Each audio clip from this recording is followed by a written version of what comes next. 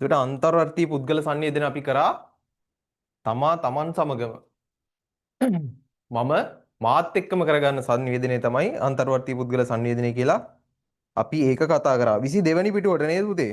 එතනින් නේද ඉවර කරේ? 22 නේ? ඉතින් එයා කරේ නෑනේ. ඔව් සර්. එතනින් නතර කරේ. හරි. අද එතකොට පුද්ගලයාගේ මනෝභාවයන් හා අන්තර්ක්‍රියා බලමු කොහොමද පුද්ගලයන්ගේ මනෝභාවය කියන්නේ මනස සහ මනසත් එක්ක කොහොමද අන්තර්ක්‍රියා සිද්ධ වෙන්නේ කියලා.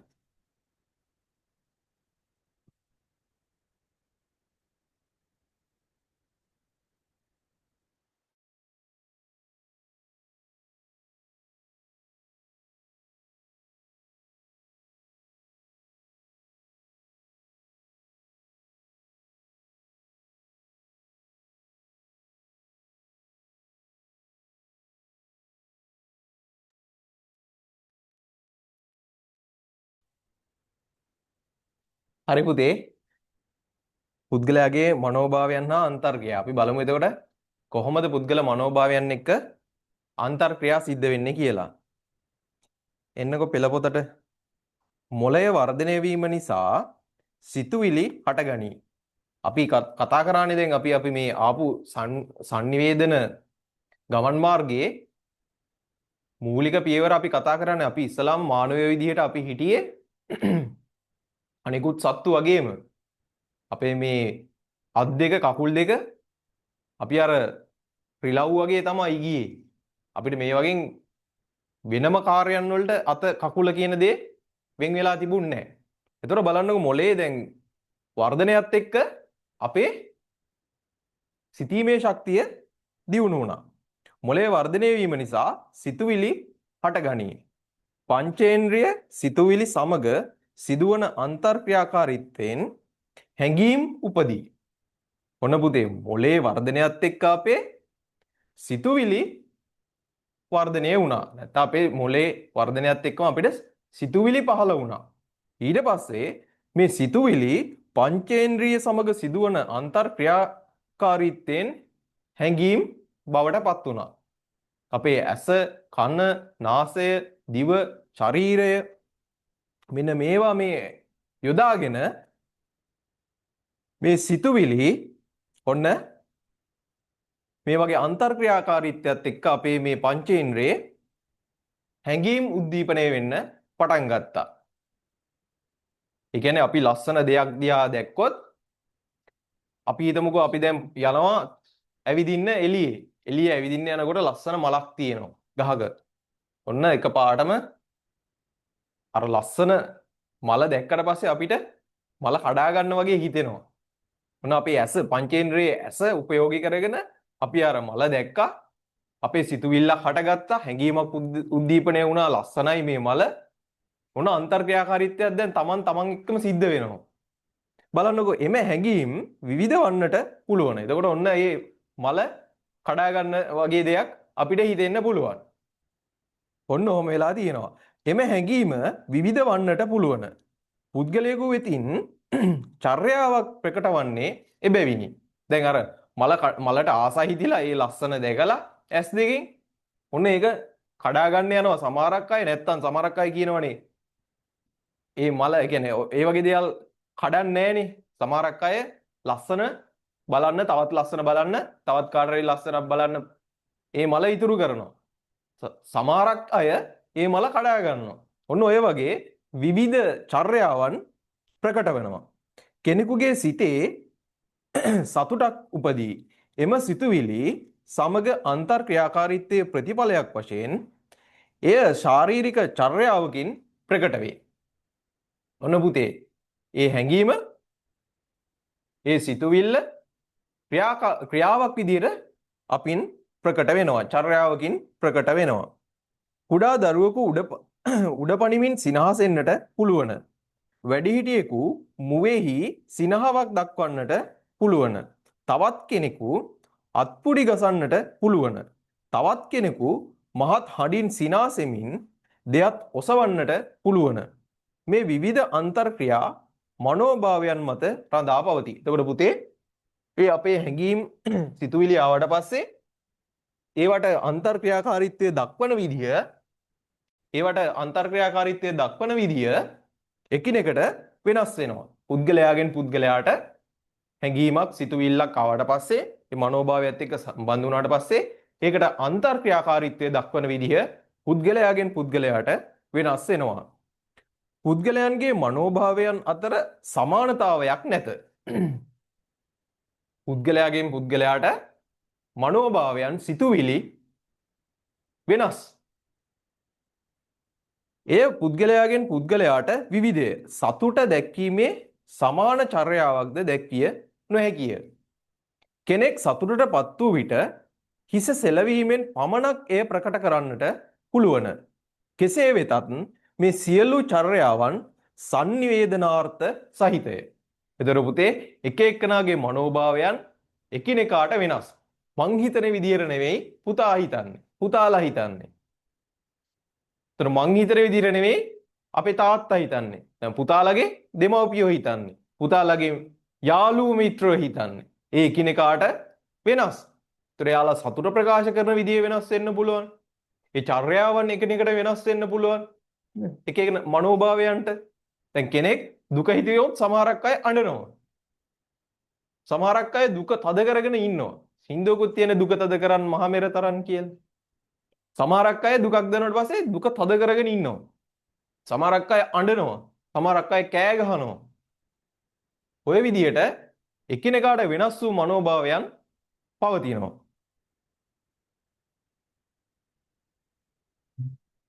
මේ හැම එකක්ම පුතේ එතකොට අර්ථයක් තියෙනවා. සංනිවේදනාර්ථ සහිතය කියලා කියන්නේ මේ හැම චර්යාවකටම සංනිවේදනයේ අර්ථයක් තියෙනවා. තමා සමගම සිදු කරන සංනිවේදනය චර්යාවක් වශයෙන් ප්‍රකට කිරීමේදී එහි විවිධ ස්වරූප දක්නට පුළුවන්. පහත සඳහන් උදාහරණ අධ්‍යයනය කරන්න.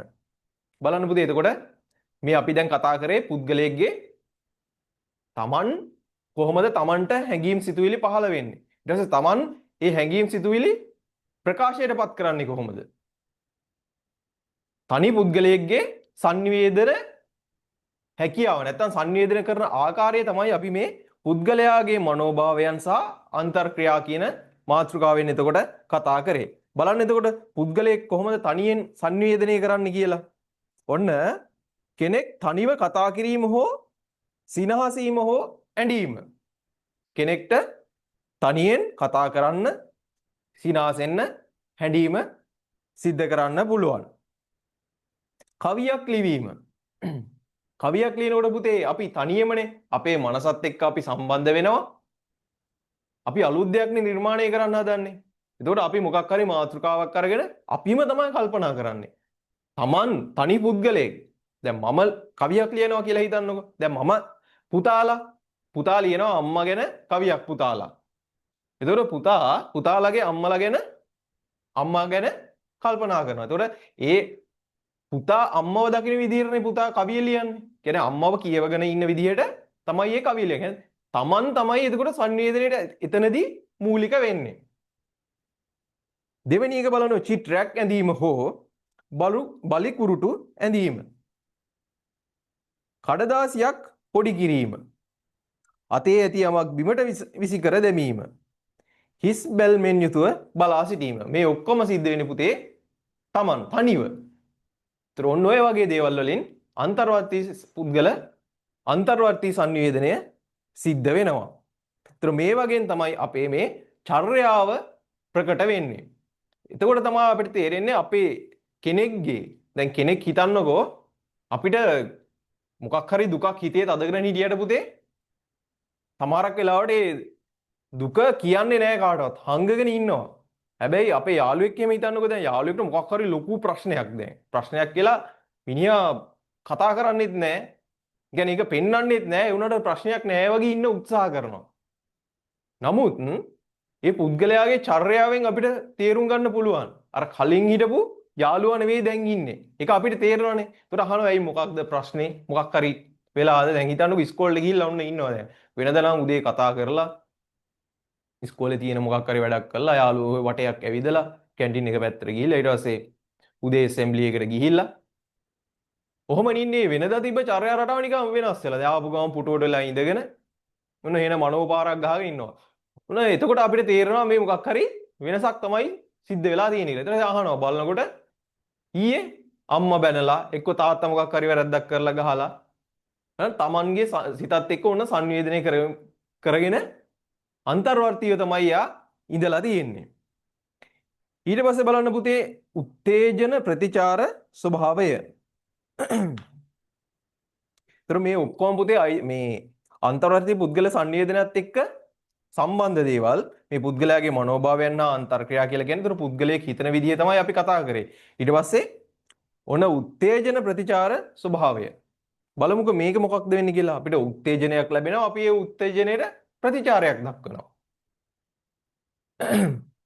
ඉතලා අපි සංජානනය ගැන කතා කරේ. අපි සංජානනයෙන් කතා කරා අපේ පංචේන්ද්‍රය හරහා අපි තේරුම් ගන්නවා. අපිට ලැබෙන සංදේශයක් මොකක් හරි එකක් අර්ථකථනය කරගන්නවා. අපි තේරුම් ගන්නවා සංජානනය හරහා. මෙතනදී ඔන්න උත්තේජනය සහ ඒ උත්තේජනයට ප්‍රතිචාරයක් දක්වනවා. බලමු මේක කියවලා. මව ගෙදර එනු කුඩා දරුවා දකි. ඔහු සිනහමුසු මුහුණින් මහත් සතුටින් හඬ නගමින් මව වෙත දුවයයි.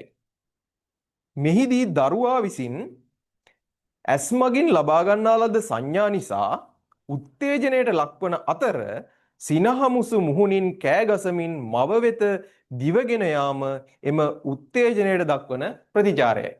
ඔන්න පුතේ අම්මා ඈතින් එනවා දකින්නවා. මෙන්න උත්තේජනයක් එකපාරටම අර චූටි ළමයාට. ඊට පස්සේ අම්මා එනවා දකිද්දී ඔන්න අම්මා ළඟට දුවගෙන යනවා. අන්න ඒක තමයි ප්‍රතිචාරය. සිනහමුසු මුහුණින් දැන් හරි සතුටුයි. අම්මව දැක්කා, උත්තේජනයක් ලැබුණා, සතුටක් ලැබුණා. අම්මා එන පැත්තට අර චූටි ළමයා දුවගෙන යනවා. අන්නේ අම්මා දැකීමේ සතුට ඇස් දෙකෙන් දැක්කට පස්සේ ඒ දැකීමේ සතුට ප්‍රතිචාරයක් විදිහට ඔන්න අම්මා ළඟට දුවගෙන ගියා. පුද්ගලයා බාහිරින් විවිධ සංදේශ ලබා ගන්නේ සිය පංචේන්ද්‍රය මගිනි.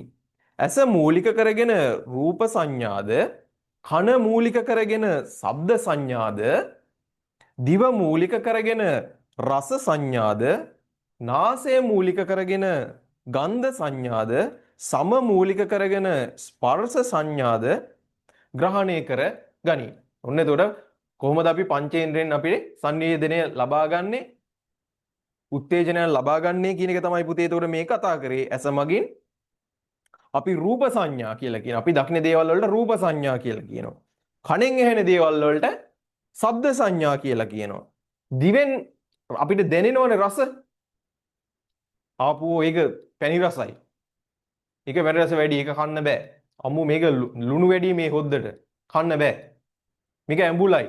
මේක තිත්තයි. අන්න ওই විදිහට මේ දිවට දැනෙනවා.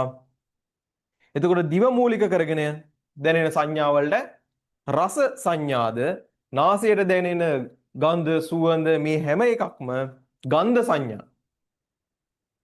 ගන්ධ සුවඳ දෙකම පුතේ අපි මේ වෙකේදී අපි කතා කරන්නේ එතකොට ඒක ගන්ධ සංඥා විදිහට නාසයට දැනෙන දේවල්. ඒක ඒ ගන්ධය සුවඳක් වෙන්න පුළුවන්.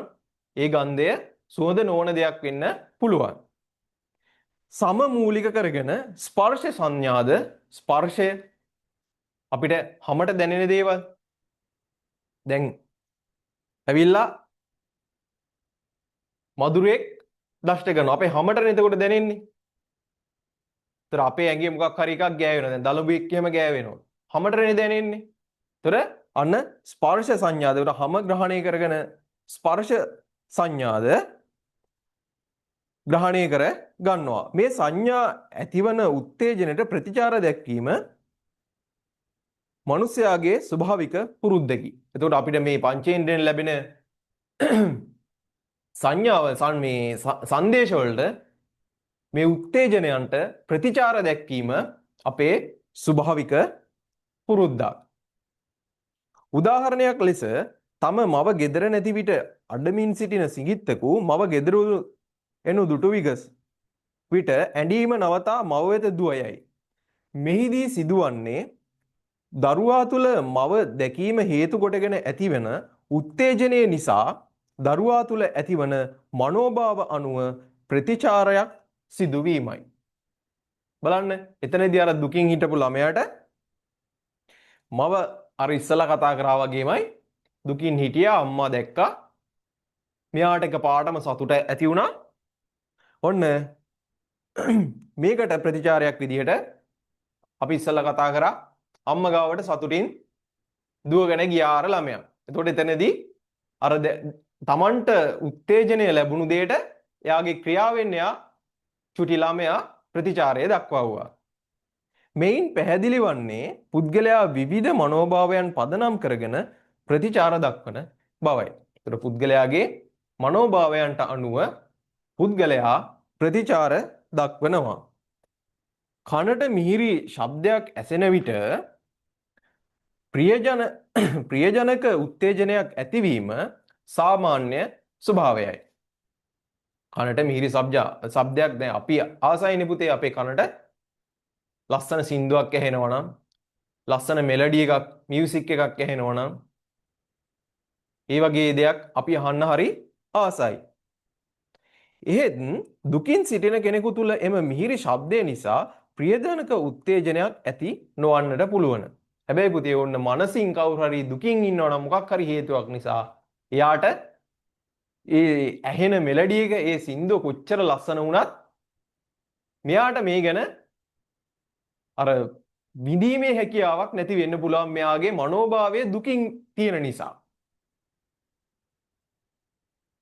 ඇස උපයෝගී කරගෙන යමක් දැකීමේදී ඇතිවන උත්තේජනයට අනුව ඒට ප්‍රතිචාර දැක්වේ. ප්‍රියකරු දර්ශනයක් දුටු විට ප්‍රතිචාරය වන්නේ සතුට ප්‍රකාශ කිරීමයි. එතකොට පුතේ එකිනෙකාට ඔන්න උත්තේජනය සහ ඒ උත්තේජනයට ප්‍රතිචාර දීමත් වෙනස් වෙන්න පුළුවන්. උත්තේජන ප්‍රතිචාර සිද්ධාන්තයේ වෙළඳ දැන්වීම් වලදීද මනාව යොදා ගැනේ. රූපවාහිනී වෙළඳ දැන්වීමක ඉතා ආකර්ශනීය ලෙස ඉදිරිපත් කරන චොකලට් එකක මතකය ඔබේ සිතේ රඳා පවතී. එතකොට පුතේ ඔන්න දැන් වෙළඳ දැන්වීම් තියෙනවානේ. ඔය වෙළඳ දැන්වීම් කියලා කියන්නේ ප්‍රවර්ධනය කරගන්නනේ. කියන්නේ භාණ්ඩයක් නිෂ්පාදනයක් විකුණ ගන්න තමයි ඌමනාව තියෙන්නේ සමාගම් වල. කියන්නේ නිෂ්පාදනය කරන ආයතන වලට සමාගම් වලට Tamanගේ භාණ්ඩයක් පාරිභෝගිකයාට කොහොම හරි විකුණා ගැනීමේ අවශ්‍යතාවය තියෙන්නේ. එතකොට ඔන්න පුතේ ඔය මනෝවිද්‍යාත්මක දත්ත පදනම් වෙනවා. ඒතර මේ උත්තේජන ප්‍රතිචාර න්‍යාය එහෙම යොදා ගන්නවා මේ වෙළඳ දැන්වීම් කරන්න. උත්තේජනයක් කියලා කියන්නේ මිනිස්සුන්ට හිතට දැනෙන දෙයක්. කියන්නේ උත්තේජනය කරනවා. පොළඹවනවා.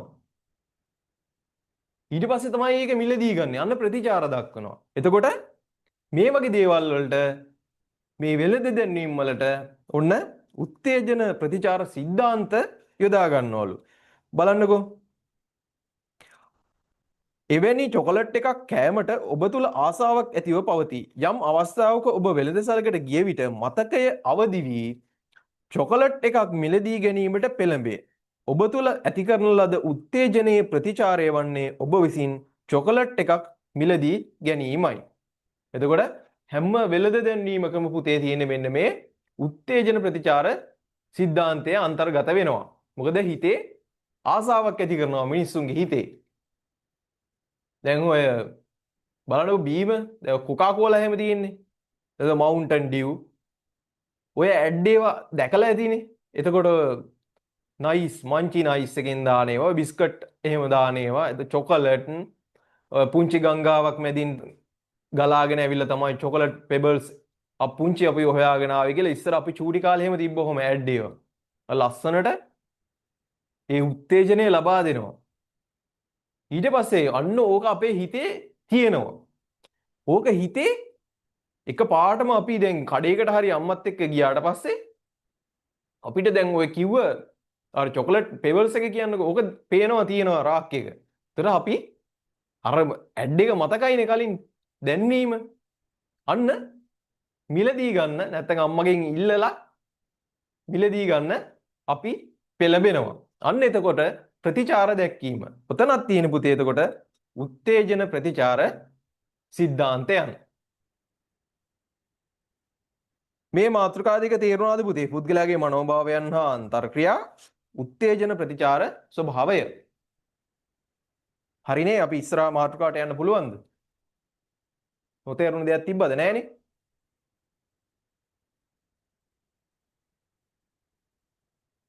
නෑනේ. ඊළඟ මාතෘකාවට යන් එහෙනම් සිතුවිලි හසුරුවා ගැනීම. ඔන්න මේකත් පුතේ එතකොට තනි පුද්ගලයෙක්නේ. මේ හැම එකක්ම මේ කතා කරපු ටික අන්තර්වර්ති පුද්ගල sannivedanayට තමයි. තනි පුද්ගලයෙකුගේ sannivedanayට තමයි අයිති වෙන්නේ. ඒතර මේකත් සිතුවිලි හසුරුවා ගැනීම. සිතුවිලි හැඟීම් හා චර්යාව එකිනෙක සම්බන්ධ වේ. සිතුවිල්ලක් එනවා, හැඟීමක් පහළ වෙනවා, චර්යාවකින් ප්‍රකාශයටපත් වෙනවා.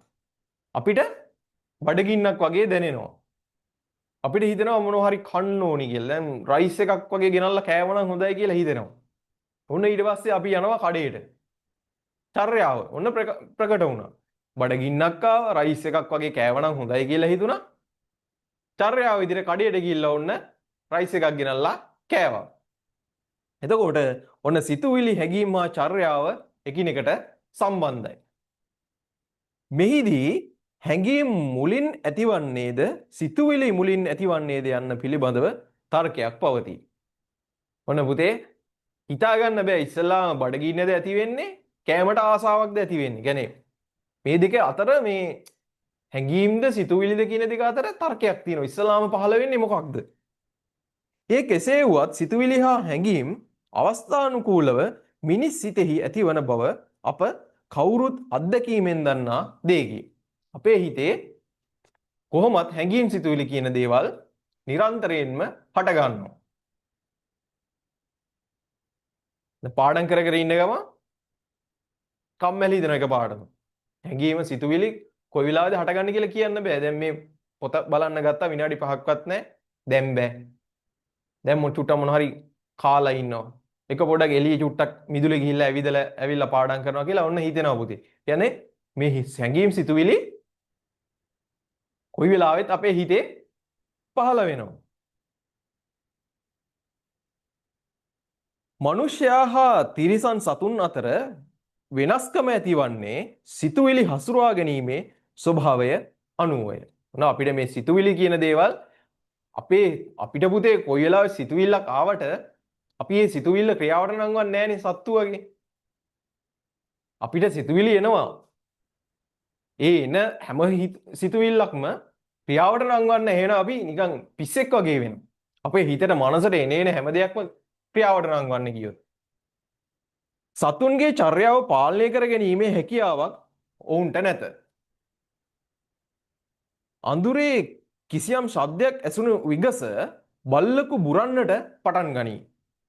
ඒ පරිසරයෙන් ඇති වූ ශබ්දයකට ප්‍රතිචාරයකි. එය ඉවකි. එහෙත් මනුෂ්‍යයා එයට වඩා වෙනස්ය. මනුෂ්‍යයාගේ ඇත්තේ පරිණත වූ සිතුවිලිය. වර්ග කළ හැකි හැඟීම්ය. එම සිතුවිලි හා හැඟීම්වල ප්‍රතිඵල වශයෙන් ඇතිවිය හැකි යම් චර්යාවක් පාලනය කර ගැනීමේ හැකියාව මනුෂ්‍යයාට තිබේ. එතකොට පුතේ ඔන්න මේක කලිමුත් අපි කතා කරා සත්තුන්ට තියෙන්නේ ඉව පමණයි මිනිස්සුන්ට තියෙනවා පුතේ බුද්ධිය. එතකොට අපිට එන හැඟීම් සිතුවිලි අපි පාලනය කරගන්නවා. දැන් අපි ඉස්කෝලේ ගිහිල්ලා අපිට ඉන්න ඕනනේ 7:00 1:00 වෙනකම්. අපිට ඔය අතරේ ගෙදර යන්න හිතුනොත් එහෙම ඉන්නේ නැහනේ, එන්න බෑනේ එහෙම කියන්නේ. අපි ඒක පාලනය කරගෙන ඉන්නවනේ. අපිට ගෙදර යන්න හිතුනට අපි යන්නේ නැහැ ගෙදරට. අන්න අපේ හැඟීමක් ඇති වුණත් අපි ඒ හැඟීම් පාලනය කරගන්නවා. ඒතර පන්තියේ උගන් ඉන්නකොට නිකන් බෑග් එකේ තියෙනවා මොන හරි ගෙනල්ලා. බනිස් එකක් තියෙනවා කියලා ක්‍රීම් බනිස් එකක් දාගෙන ඇවිල්ලා ඉන්නවා බෑග් එකට. හැබැයි අර උගන් ඉන්න ගමන් කන්න හිතුනට අපි කන්නේ නැහනේ. අපි අපේ සිතුවිලි චර්යාවන් පාලනය කර ගැනීමට හැකියාවක් මිනිස්සු විදිහට අපිට තියෙනවා. හැබැයි සත්තුන්ට එහෙම නැහැ. සත්තුන්ට ඒ දේවල් අදාළ නැහැ. එයාලට මොකක්ද එන්නේ මේ වෙලාවට? ඒ දේවල් ක්‍රියාවට නංවනවා. එයාට කැසිකිලි වැසිකිලි යන්න ඕන නම් අදාළ නැහැ. දැන් අපි නම් අපිට නියමිත ස්ථානයක් තියෙනවා. අපි ගමනක් යනකොට අපිට කැසිකිලි වැසිකිලි යන්න අවශ්‍යතාවයක් වුණොත් අපි එතනම ඒ ඉන්න විදිහටම යන්නේ නැහැනේ පුතේ. අපිට අපේ සිතුවිලි හසුරුවාගෙන කියන්නේ අපිට පාලනය කරගෙන අපිට ඒ අදාළ ස්ථානයකට යන්න හැකියාවක් තියෙනවා. හැබැයි සතෙකුට අන්න සතෙකුට ඒ ක්‍රියාවලිය පාලනය කරගන්න බෑ. ඌට අදාළ නැහැ ඌට ඕන තැන. ඔන්න ඔහොමයි. මෙහිදී පාලනය කරගත යුත්තේ සිතුවිලිද හැඟීම්ද චර්යාවද යන ප්‍රශ්නය පැන නැගී. ඔන්න මෙතන එතකොට මෙතනත් පුතේ ඔන්න මේ මොකක්ද පාලනය කරගත්තේ මේ පාලනය කරගන්න ඕනේ කියන එක ගැන ඔන්න ප්‍රශ්නයක් පැන නගිනවා. එවිට ඒ කියන්නේ මොකක්ද හරියටම පාලනය කරගන්න ඕනි? බලන්නකෝ. කෝපය නම් වූ හැඟීම ඉබේ උපදින්නේ නැත. එයට අදාළව සිතුවිලි ගොඩනැගිය යුතුය. මෙය වෙන්වෙන්ව සිදු නොවන අතරම සිතාගත නොහැකි තරම් වේගයෙන් සිදුවේ. චර්යාව ප්‍රකට කරනුයේ ඉන් පසුවයි. දැන් බලන්න මෙතන මේ කියන්නේ කෝපය කියන එක අපිට තරහක් එන්නේ ඉබේ නෙමෙයි. මොකක් හරි ක්‍රියාවලියක් හේතු වෙන්නේ. මොකක් හරි එකක් කවුරු හරි කරාට පස්සේ තමයි අපේ හිතේ කෝපයක් ඇති වෙනවා නම් ඇති වෙන්නේ. මේක සිද්ධ වෙන්නේ එතකොට ඔන්න හිතා ගන්නවත් බැරි වේගෙන්. ඒ කියන්නේ පුතේ ඔය සමහරක් අය දැන් ඔය කිරකූඩේ එහෙම ඉන්න අය දැන් අධිකරණේ එහෙම ඔය දඬුවම් ලැබලා ඉන්න අය කියනවා ඒ වෙලාවේ දැන් ඔය දැන් ඔය අච්චු විඳින මිනිස්සු කියනවා මට ඒ වෙලාවේ මොකක්ද දන්නේ නැහැ උනේ. දැන් ඔය මිනිමරුවෝ එහෙම ඉන්නවනේ. එතකොට එයාලගේ ඒ හැඟීම් සිතුවිලි පාලනය කරගන්න බැරි වෙලා.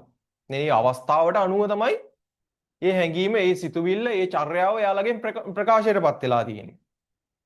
ඔන්න පුතේ ඒ වගේ කියනවා මේක හරියට තේරුම් ගන්න බෑ.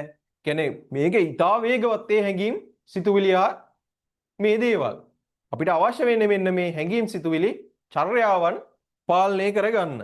සිත නිසි පරිදි හසුරවාගත හැකි නම් කෝපය ඉපදීම පාලනය කරගත හැකි වේ.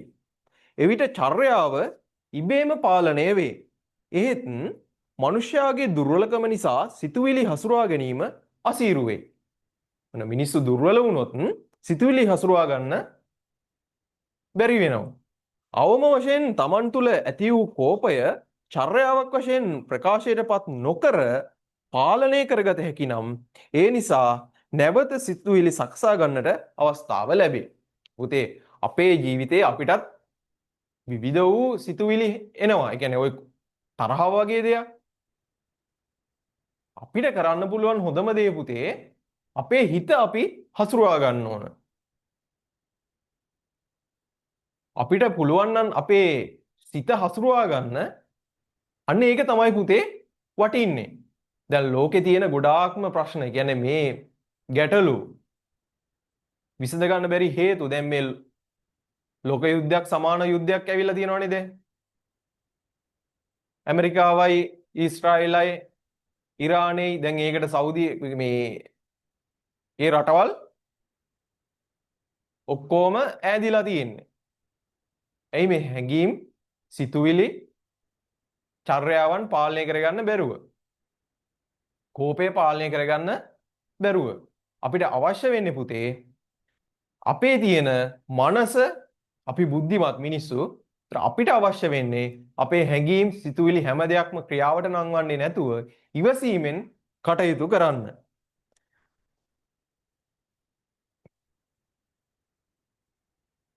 සියලු ආගම්වල මිනිසයාගේ සිතුවිලි පාලනය කිරීම හෝ හසුරවා ගැනීම ගැන උපදෙස් ලබා දී ඇති බව අමතක නොකළ යුතුය. ඒකට හැම ආගමකින්ම ඔන්න උගන්වන්නේ මිනිසයාගේ සිතුවිලි පාලනය කිරීමට. සිතුවිලි හසුරවා ගන්න. දැන් අපි බෞද්ධ ආගමේ නම් අපි දන්නවා අපි ආනාපාන සති භාවනාව කරනවා, ආස්වාස කරනවා, ප්‍රාස්වාස කරනවා. අපේ මනසත් එක්ක අපි සම්බන්ධ වෙන්නේ. අපේ සිතුවිලි අපි නිමා ගන්න තමයි, ඒ කියන්නේ අපේ හැඟීම් පාලනය කරගන්න තමයි අපි භාවනාවේ නිරත වෙන්නේ. දැන් මෛත්‍රී භාවනාව හැම ගත්තොත් ඒත් එහෙමයි. අපේ සිතුවිලි අපි පාලනය කරගන්න තමයි අපි හදන්නේ. සියලු සත්‍යයෙන් දුක්ෙත්තා, නිරෝගී වෙත්තා, සුවපත් වෙත්තා, දුකින් මිදෙත්තා, නිවන් දකිත්තා කියලා අපි භාවනා කරන්නේ. අපේ සිත අපි හසුරුවා ගන්නවා.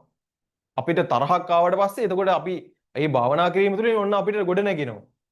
අපිට කාගෙන් අපේ යාළුවෙක් එක්ක වුණත් අපිට තරහක් කෝපයක් ඇති වෙන්නේ නැහැ. අපිට කරන්න ඕනි ඔන්න ඔය විදිහට අපේ හිත පාලනය කර ගැනීම. කෝපයටපත් වූ විට අප කෑගසා උස්සහඬින් කතා කරන්නට පෙළඹෙන්නට පුළුවන්. ඒ හසුරුවා ගැනීමේ හැකියාවක් අප තුල තිබිය යුතුය. වඩාත් හොඳ වන්නේ කෝපය ඇති කර නොගැනීමයි. එසේ කළ හැක්කේ සිතුවිලි හසුරුවා ගැනීමෙනි. මිනිස් මනසේ සාමාන්‍ය ස්වභාවය වන්නේ විවිධ සිතුවිලි චිත්තාවේග බවට පත්වීම. මොනවද පුතේ චිත්ත ආවේග කියලා කියන්නේ? සිතට දැනෙන ආවේගයන්.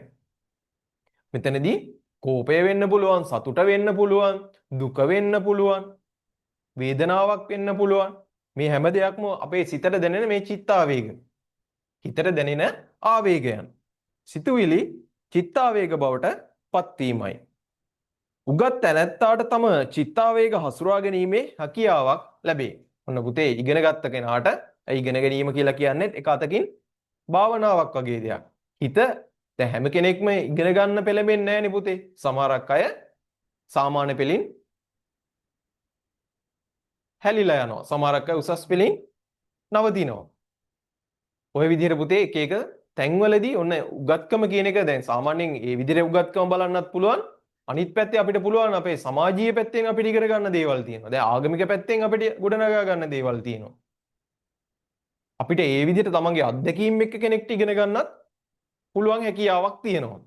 අන්න ඔය විදිහට පුතේ උගත් තැනැත්තාට අත්දැකීම් වලින් පරිණත කෙනෙක්ට හරි එතකොට මේ විෂය තුලින් උගත් කෙනෙකුට හරි ඔන්න පුතේ තමන්ගේ චිත්තාවේගය හසුරුවා ගැනීමේ හැකියාවක් ලැබෙනවා.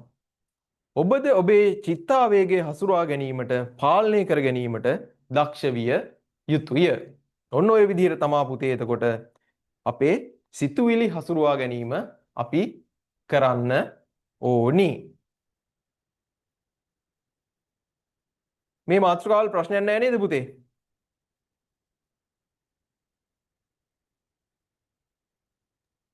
හරි ඊළඟ මාතෘකාවට යන් එහෙනම් සංවේදන ක්‍රියාවලියේ ආරම්භය. මේ ඔක්කොම පුතේ මේ දැන් ඔය අපි කතා කරගෙන ඉන්නේ මේ අන්තර්වර්ති කියන්නේ තමත් එක්ක සිද්ධ කරන සංවේදනයනේ. ඒතර මේ හිත හසුරුවා ගන්න එක, උත්තේජනයන්ට ප්‍රතිචාර දක්වන එක, එතකොට මනෝභාවයන් එක්ක අපේ ක්‍රියාවල්, චර්යාවන් ප්‍රකාශ කරන එක මේ ඔක්කොම අයි තියෙන පුතේ ඔන්න ඔය අන්තර්වර්ති පුද්ගල සංවේදනය. තමාගත් සමගම සිද්ධ කරන සංවේදනයට. ඒකත් එක්ක තමයි අපි දැන් මේවා මේ කතා කරගෙන ඉන්නේ අනිත් මාතෘකා ටික. බලන්න සංවේදන ක්‍රියාවලියේ ආරම්භය. ඕනෑම කෙනෙකුගේ සංනිවේදන ක්‍රියාවලිය ආරම්භ වන්නේ අන්තර්වර්ති පුද්ගල සංනිවේදනයකි. මේ සංනිවේදන යනීම. මතක තබා ගැනීමේ හැකියාව හා ස්මරණ හැකියාව එයට බලපායි. එතකොට සංවේදන ක්‍රියාවලියේ ආරම්භය අන්තර්වර්තිව කියන්නේ පුද්ගලයෙක්ගේ සංනිවේදනයේ ආරම්භය. පුද්ගලයෙක් කතා කරන්නේ පුතේ ඉස්සල්ලාම තමන්ගේ හිතත් එක්ක කතා කරලානේ. මම මොකක්ද අද කරන්නේ? දැන් මම මෙතෙන්ට ආවේ අද තියෙන පාඩම එතන ඉඳලා ඉස්සරහට කරගෙන යන්නනේ. ගිය සතිය අපි නවත්තපු තැන ඉඳලා ඉස්සරහට කරගෙන යන්නේ. ඒකට මගේ හිතේ අන්න ස්මරණය මේ මතක තබා ගැනීමේ හැකියාවත් එක්ක තමයි මේ පාඩම ඉස්සරහට කරගෙන යන්නේ. එතකොට ඕනම සංනිවේදනයක පුතේ ක්‍රියාවලියක මේ සංවේදන ක්‍රියාවලියක ආරම්භය සිද්ධ වෙන්නේ ඔන්න අන්තර්වර්ති පුද්ගල සංනිවේදනයේ. ඔබ සභාවක් ඉදිරියේ කතාවක් පවත්වනවා යයි සිතන්න. දිගටම කතා කරන්නට අවශ්‍ය කරුණු අඛණ්ඩව මුවට ගලාගෙන එන්නේ කෙසේද? එහිදී සිදුවන්නේ අපට සිතා ගන්නට බැරි තරම් වේගයෙන් අපගේ මතකය අවදි වී අවශ්‍ය කරුණු ස්මරණය කර ගැනීමට හැකියවීමයි. දැන් ඔය අපි දැකලා තියෙනව නේද? දැන් ඉස්කෝලේදී එහෙම ඇසෙම්බලි එකේදී උදේ වරුවේ කතාවේදී එතකොට ඔය සාහිත්‍ය සමිති එහෙම තියෙනවනේ. ඒ සමිතියේදී එහෙම කතාවක් කරන්න දෙනවනේ. කට්ටිය බෙදලා සමහරක් අය බාර ගන්නවා. මම කතාවක් කරනවා කියලා සාහිත්‍ය සමිතියේ. මම උදේ ඇසෙම්බලි එකට කතාවක් කරනවා කියලා එහෙම බාර ගන්නවා. බාර දෙන අවස්ථා තියෙනවා. ඔන්න පුතේ එතකොට අපි දැකලා තියෙනවනේ කට්ටිය කතා කරනකොට. එක දිගටම එයාලා කතා කරගෙන යනවා. සමහරක් වෙලාවට පැටලෙන්නෙත් නැහැ. පැටළුණත් අයත් ඒක හරියට ඒ කරුණු ටික පෙළගස්සලා ඔන්න ඒ කතාව අවසන් කරනවා. බලන්නකෝ. සිතාගන්න බැරි තරම් වේගෙන් අපගේ මතකයේ අවදි වී අවශ්‍ය කරුණු ස්මරණය කර ගැනීමට හැකියවීමයි. එපමණක් නොව අවශ්‍ය කරුණු තෝරා බේරා ගැනීමද ඒවා ඉදිරිපත් කරන ආකාරයේ හැඩගස්වා ගැනීමද කතා කරන අතරම සිදුවේ. ඒකට අර ඕනවට එපාවට කියන්නේ ඔහේ නෙමෙයි යන්නේ. අගින් මුලින් කොණින් එහෙම නෙමෙයි කරුණු ගලාගෙන එන්නේ. ඒ රටාවකට ලස්සනට ඒ දේවල් ඉදිරිපත් කරනවා ඒ කතාව. ඊට පස්සේ අවසාන කරන්නේ නිවැරදි පිළිවෙලට.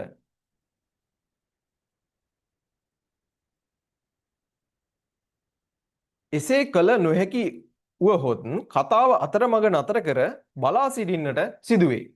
ඔන්න එහෙම Tamanට හරියට ඒ කතාව අවසානය කියන්නේ ආරම්භයේ ඉඳලා අවසානයේ දක්වා කතාව පෙළගස්ස ගන්න බැරි වුණොත් අන්න පුතේ කරන්න දෙයක් නැහැ. ඔය බලාගෙන ඉන්න වෙනවා. උඩ බලාගෙන මෙහෙම කකුල එහෙම පොඩ්ඩක් මෙහෙම පවුරු ගගා. මතක නෑනේ ඉස්සරහට ඒ කතාව කරගෙන යන්න. ඔන්න ওই විදියට පුතේ සිද්ධ වෙනවා. විභාගයට ගිය විට පිළිතුරු ලියන්නේ කෙසේදයි කල්පනා කර බලන්න. ඔබගේ මතකය අවදි කරන්නට සිදුවේ. ඔබ දන්නා සියල්ල ලියන්නේ නැත. ඔන්න විභාගයට ගියාට පස්සේ ඔන්න අපිට දැන් ඔය සිද්ධ වෙන්නේ ඒත් අන්තර්වර්තීය තමයි තමත් එක්කම තමයි අපේ මතක ශක්තියෙන් අපි උත්තර ලියන්නේ පේපර් එකට. ස්මරණය කර ගැනීම, කරුණු තෝරා බේරා ගැනීම හා ඒවා ඉදිරිපත් කරන ආකාරයේ හැඩගස්වා ගැනීම යන කාර්යයන් තුනම ඊතා වේගයෙන් සිදු කළ යුතුය. નિયમિત වේලාවට විභාගයට පිළිතුරු ලියා නිම කළ හැකි වන්නේ ඒ අනුවය. ඔන්න පුතේ එතකොට පුද්ගලයෙකු සංවේදනය දැන් කතා බහ කරනකොටත් එතකොට ඔය විභාගය වගේ දේවල් ලියනකොටත් යොදාගන්නේ ඔන්න අන්තර්වර්තී පුද්ගල සංවේදනය. ඒක තනි පුද්ගලයෙක් තමයි කියන්නේ තනි පුද්ගලයෙක්ගේ මනෝභාවයන් තමයි ප්‍රකාශයටපත් වෙන්නේ. සිතුවිලි මතක තබාගෙන හිටපු කරුණු ඒ දේවල් තමයි හරියට පෙළගස්ව ගන්න. එතකොට සංවේදන ක්‍රියාවලියේ ආරම්භය සිද්ධ වෙන්නේත් ඔන්න අන්තර්වර්තී පුද්ගල සංනිවේදනයේ.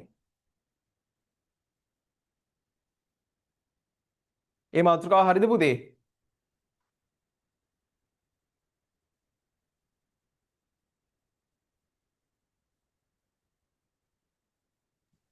හරි නේද? හරි සර්. හරි. ඊට පස්සේ ඔන්න පුතේ එනවා අන්තර්වර්තී පුද්ගල සංනිවේදනයේ විශේෂතා. බලමුකෝ. පුද්ගලයෙකුගේ සංනිවේදන කාර්ය ආරම්භ වන්නේ අන්තර්වර්තී පුද්ගල සංනිවේදනයේනි. ඒක අපි කතා කරා දැන්. ඒ පුද්ගලයාගේ අත්දැකීම් පසුතලය මත ගොඩ නැගෙන්නේකි. එතකොට පුතේ අන්තර්වර්තී පුද්ගල සංනිවේදන පුද්ගලයෙක් හිතන්නේ දැන් මම හිතන්නේ මං ලබාගත් අත්දැකීම් එක්කනේ. මම පොතක් කියවලා ගත්ත අත්දැකීමක්. මම ගුරුවරයෙක්ගෙන් ගත්ත දැනුමක්. ඒ කියන්නේ මම මේ අත්දැකීමක් නේ එකත්. ඊට පස්සේ මම මොකක් හරි රූපවාහිනී වැඩසටහනක් බලලා ගත්ත අත්දැකීමක්. එක්කෝ මට ස්වභාවික පරිසරයේ මේ යන ගමන් මොකක් හරි දැකපු අත්දකින්න සිද්ධ වෙන දෙයක්. ඔන්න ඔය විදිහට මේ අන්තර්වර්තී පුද්ගල සංනිවේදනය ගොඩ නැගෙන්නේ පුතේ පුද්ගලයාගේ අත්දැකීම් පසුතලය මත. එසේම ඒවා නිසි ලෙස සිතෙහි ගබඩා කර තබාගෙන අවශ්‍ය විටක ස්මරණය කිරීමට පුරුදු විය යුතුය. එතකොට පුතේ අපි ඒ ලබා ගන්න තොරතුරු, අපි ඒ ලබා ගන්න අත්දැකීම්, ඒ දේවල් අපේ අවශ්‍යතාවයන්ට යොදා ගන්න ඕනි. අවශ්‍යතාවයන්ට අනුව. ඒ කියන්නේ අපේ මොකක් හරි දෙයකට දැන් අපි පාඩම් කරපු දෙයක් අපිට ඊළඟ තියෙන දැන් මේ ටර්ම් ටෙස්ට් එකට ලියන්න ඕනි. එතකොට අපි ඒ කරුණු හරියට ගලපලා ස්මරණය කරලා ඒ ලබාගත් අත්දැකීම් අපි ඒ ගබඩා කරගත්තු දැනුම අපිට හරියට පෙළගස්සන්න හැකියාවක් තියෙන්න ඕන. අවශ්‍ය විටක ස්මරණය කිරීමට පුරුදු විය යුතුය. තමා සමගම කෙරෙන සංනිවේදනයේදීද නිවැරදිව සිතන්නට හැකිවන්නේ එසේ ප්‍රමාණවත් තොරතුරු තිබීම හා ඒවා ස්මරණය කිරීමේ හැකියාව මතය. එතකොට පුද්ගලයෙකු තුළ ප්‍රමාණවත් අදාළ කරුණට සම්බන්ධව ප්‍රමාණවත් තොරතුරු තියෙන්න ඕන. අන්න එතකොට තමයි පුතේ ඒවා අපිට ස්මරණය කිරීමේ හැකියාවක් පවතින්නේ. මෙම විශේෂතා පහත ආකාරයට දැක්විය හැකිය. බලමුකෝ. අන්තර්වර්තීය පුද්ගල සංවේදනයේ ඔන්න බලන්න එතකොට තියෙන විශේෂතා ටික සිතුවිලි හා හැඟීම් මත සංනිවේදනය සිදුවීම. ඒතර අන්තර්වර්තීය පුද්ගල සංනිවේදනය තමාත් එක්කම සංනිවේදනය සිද්ධ කරන්නේ. ඔන්න ඒකේ තියෙන විශේෂතාවයක් තමයි සිතුවිලි හා හැඟීම් මත සංනිවේදනය සිදු වෙනවා. ඒතර පුද්ගලයාගේ සිතුවිලි හැඟීම් තමයි මේ අන්තර්වර්තීය පුද්ගල සංනිවේදනයේට මුල් වෙන්නේ. පුද්ගලයෙකුට හැඟීමක් එනවා. සිතුවිල්ලක් එනවා. ඔන්න ඒක තමයි අන්තර්වර්තීය සංනිවේදනයේට ඔන්න හේතු වෙන්නේ. තම දැක්මට අනුව සංකල්ප ක්‍රියාත්මක වීම. ඔන්න අන්තර්වර්තීය පුද්ගල සංනිවේදනයේ තවත් දෙයක් සිද්ධ වෙනවා. Tamanගේ දැක්මට අනුව තමයි සංකල්ප ක්‍රියාත්මක වෙන්නේ. ඒ කියන්නේ මොකක්ද? Tamanගේ කියන්නේ පුද්ගලයාගේ පෞද්ගලික අත්දැකීම් Tamanට තේරෙන විදිය අන්න ඒ විදියට Tamanගේ දැක්මට අනුව තමයි Taman සංකල්ප ක්‍රියාත්මක කරන්නේ. දැන් Taman ප්‍රශ්නයකට උත්තර ලියන්න දැන් ප්‍රශ්නයක් දීලා තියෙනවනේ. අපි හිතමුකෝ අපේ එක්සෑම් එකේදී අපිට දැන් ප්‍රශ්නයක් දීලා තියෙනවා. ඒතොර එයා ඒ ප්‍රශ්නේ ලියන්නේ පුතේ ඔහුගේ අත්දැකීම් වලට අනුවනේ. ඔහු ළඟ තියෙන කරුණු අරගෙන එයා ඒක ගැන එයාගේ පෙර තියෙන දැනුමත් එක්ක ගබඩා කරගෙන Tamanගේ බුද්ධියේ තිබ්බ ඒ ගබඩා කරගෙන හිටපු කරුණු ටික තමයි එයා Tamanගේ සංකල්පයකට අනුව තමයි මේ ප්‍රශ්නෙට උත්තර ලියන්නේ. අන්න ඒක තමයි තම දැක්මට අනුව සංකල්ප ක්‍රියාත්මක වෙනවා. ඒතර Taman දකින විදියට පෞද්ගලිකව Taman දකින විදියට අනුව තමයි අන්තර්වර්තීය පුද්ගල සංවේදනයේදී තමා සමගම සංවේදනය සිදු කර ගැනීමේදී සංනිවේදනය ඔන්න ක්‍රියාත්මක වෙන්නේ. ආත්ම භාෂණයට ප්‍රමුඛත්වය ලැබීම. ඒ කියන්නේ මොකද්ද පුතේ? අන්තර්වර්තීය පුද්ගල සංවේදනයේදී ආත්ම භාෂණයට ප්‍රමුඛත්වය ලැබෙනවා. තමා සමගම සංවේදනය කරනවා. ආත්ම භාෂණය කියලා කියන්නේ ආත්මය සමග භාෂණයේ යෙදෙනවා. ආත්මය කියලා කියන්නේ තමන් භාෂණයේ යෙදෙනවා කියලා කියන්නේ භාෂාව කියන්නේ අපි කතා කරනවා කියන එක අදහස. භාෂණය කියලා කියන්නේ කතා කරනවා, සංවේදනය කරනවා.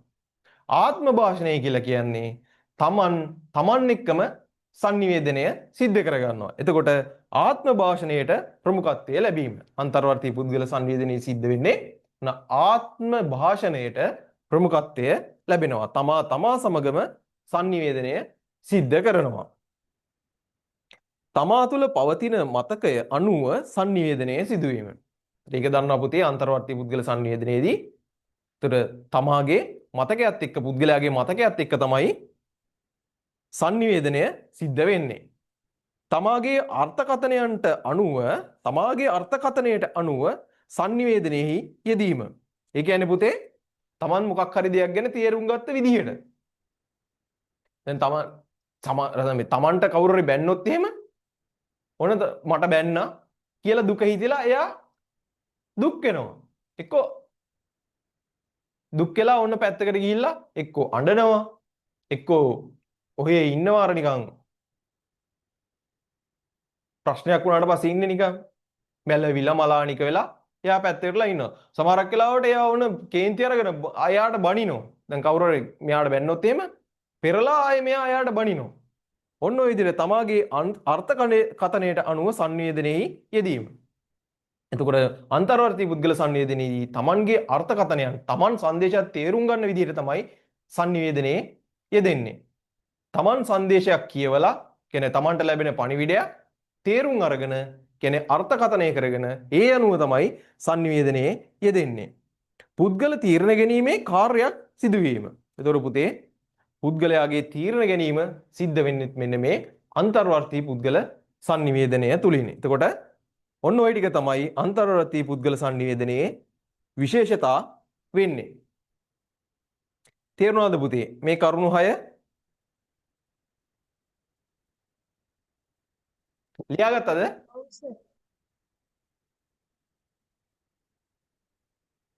කරුණු 6 පුතේ ලියා ගන්න වේගෙන් කරනවා වැඩිද? නෑනේ. නෑ සර්. හරි. ඔන්න පුතේ එතකොට අන්තර්වර්තී පුද්ගල sannivedanaye මාතෘකා ටික ඉවරයි. ඒතර ඒ ටික ඔක්කොම අන්තර්වර්තී පුද්ගල sannivedanaye තමයි පුතේ ඒතර පුද්ගලයාගේ මනෝභාවයන් හා අන්තර්ක්‍රියා අයිති වෙන්නේ. උත්තේජනය හා ප්‍රතිචාර ස්වභාවය, සිතවිලි හසුරුවා ගැනීම, sannivedanaye ක්‍රියාවලියේ ආරම්භය සිද්ධ වෙනවා. ඊට පස්සේ ඔන්න අපි අන්තර්වර්තී පුද්ගල sannivedanaye විශේෂතා ටික කතා කරලා ඉවර වුණා. ඔන්න ඊට පස්සේ එනවා පුතේ අන්තර් පුද්ගල sannivedanayට. බලන්න ඒක පෙළපතට එන්න. පුද්ගලයන් දෙදෙනෙකු හෝ කිහිප දෙනෙකු අතර සිදුවන sannivedanය අන්තර් පුද්ගල sannivedanයයි. අන්තර් පුද්ගල sannivedanය කියන්නේ පුතේ එතකොට පුද්ගලයන් දෙදෙනෙකු හෝ කිහිප දෙනෙකු අතර සිද්ධ වෙන sannivedanය. මේක හිතන්නකෝ පුතේ ඔන්න මායි මගේ හොඳම යාළුවයි. ඉස්කෝලේ ඉන්න මායි මම ඉන්නවා හොඳම යාළුවා ඉන්න. ඔන්න අපි දෙන්න අතර සිදුවෙන කතා බහ. ඊට පස්සේ තව අනිත් යාළුවෝත් ඉන්නවනේ. ඔන්න කිහිප දෙනෙක් කියලා කියන්නේ දැන් 500ක් 600ක් කියන්නේ 100ක් 200ක් 300ක් 400ක් 500ක් එහෙම නෙමෙයි. සාමාන්‍ය සීමිත දැන් තමන්ගේ යාළුවෝ 3 4 දෙනෙක් ඉන්නවා කියලා හිතනවා 4 5 දෙනෙක් වගේ. ඔය පන්තියේ ඉන්න යාළුවෝ ටික.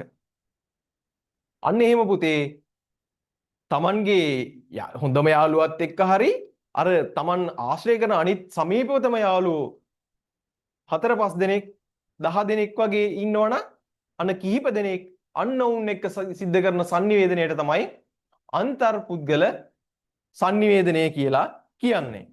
මෙය පුද්ගලාන්තර sannivedanaya යන්නෙන්ද හැදින්නේ. කියන්නේ පුද්ගලයන් අතර. අන්තර් පුද්ගල කියන්නේ පුද්ගලයන් අතර ඒකත් අදහස් වෙන්නේ පුද්ගලාන්තර.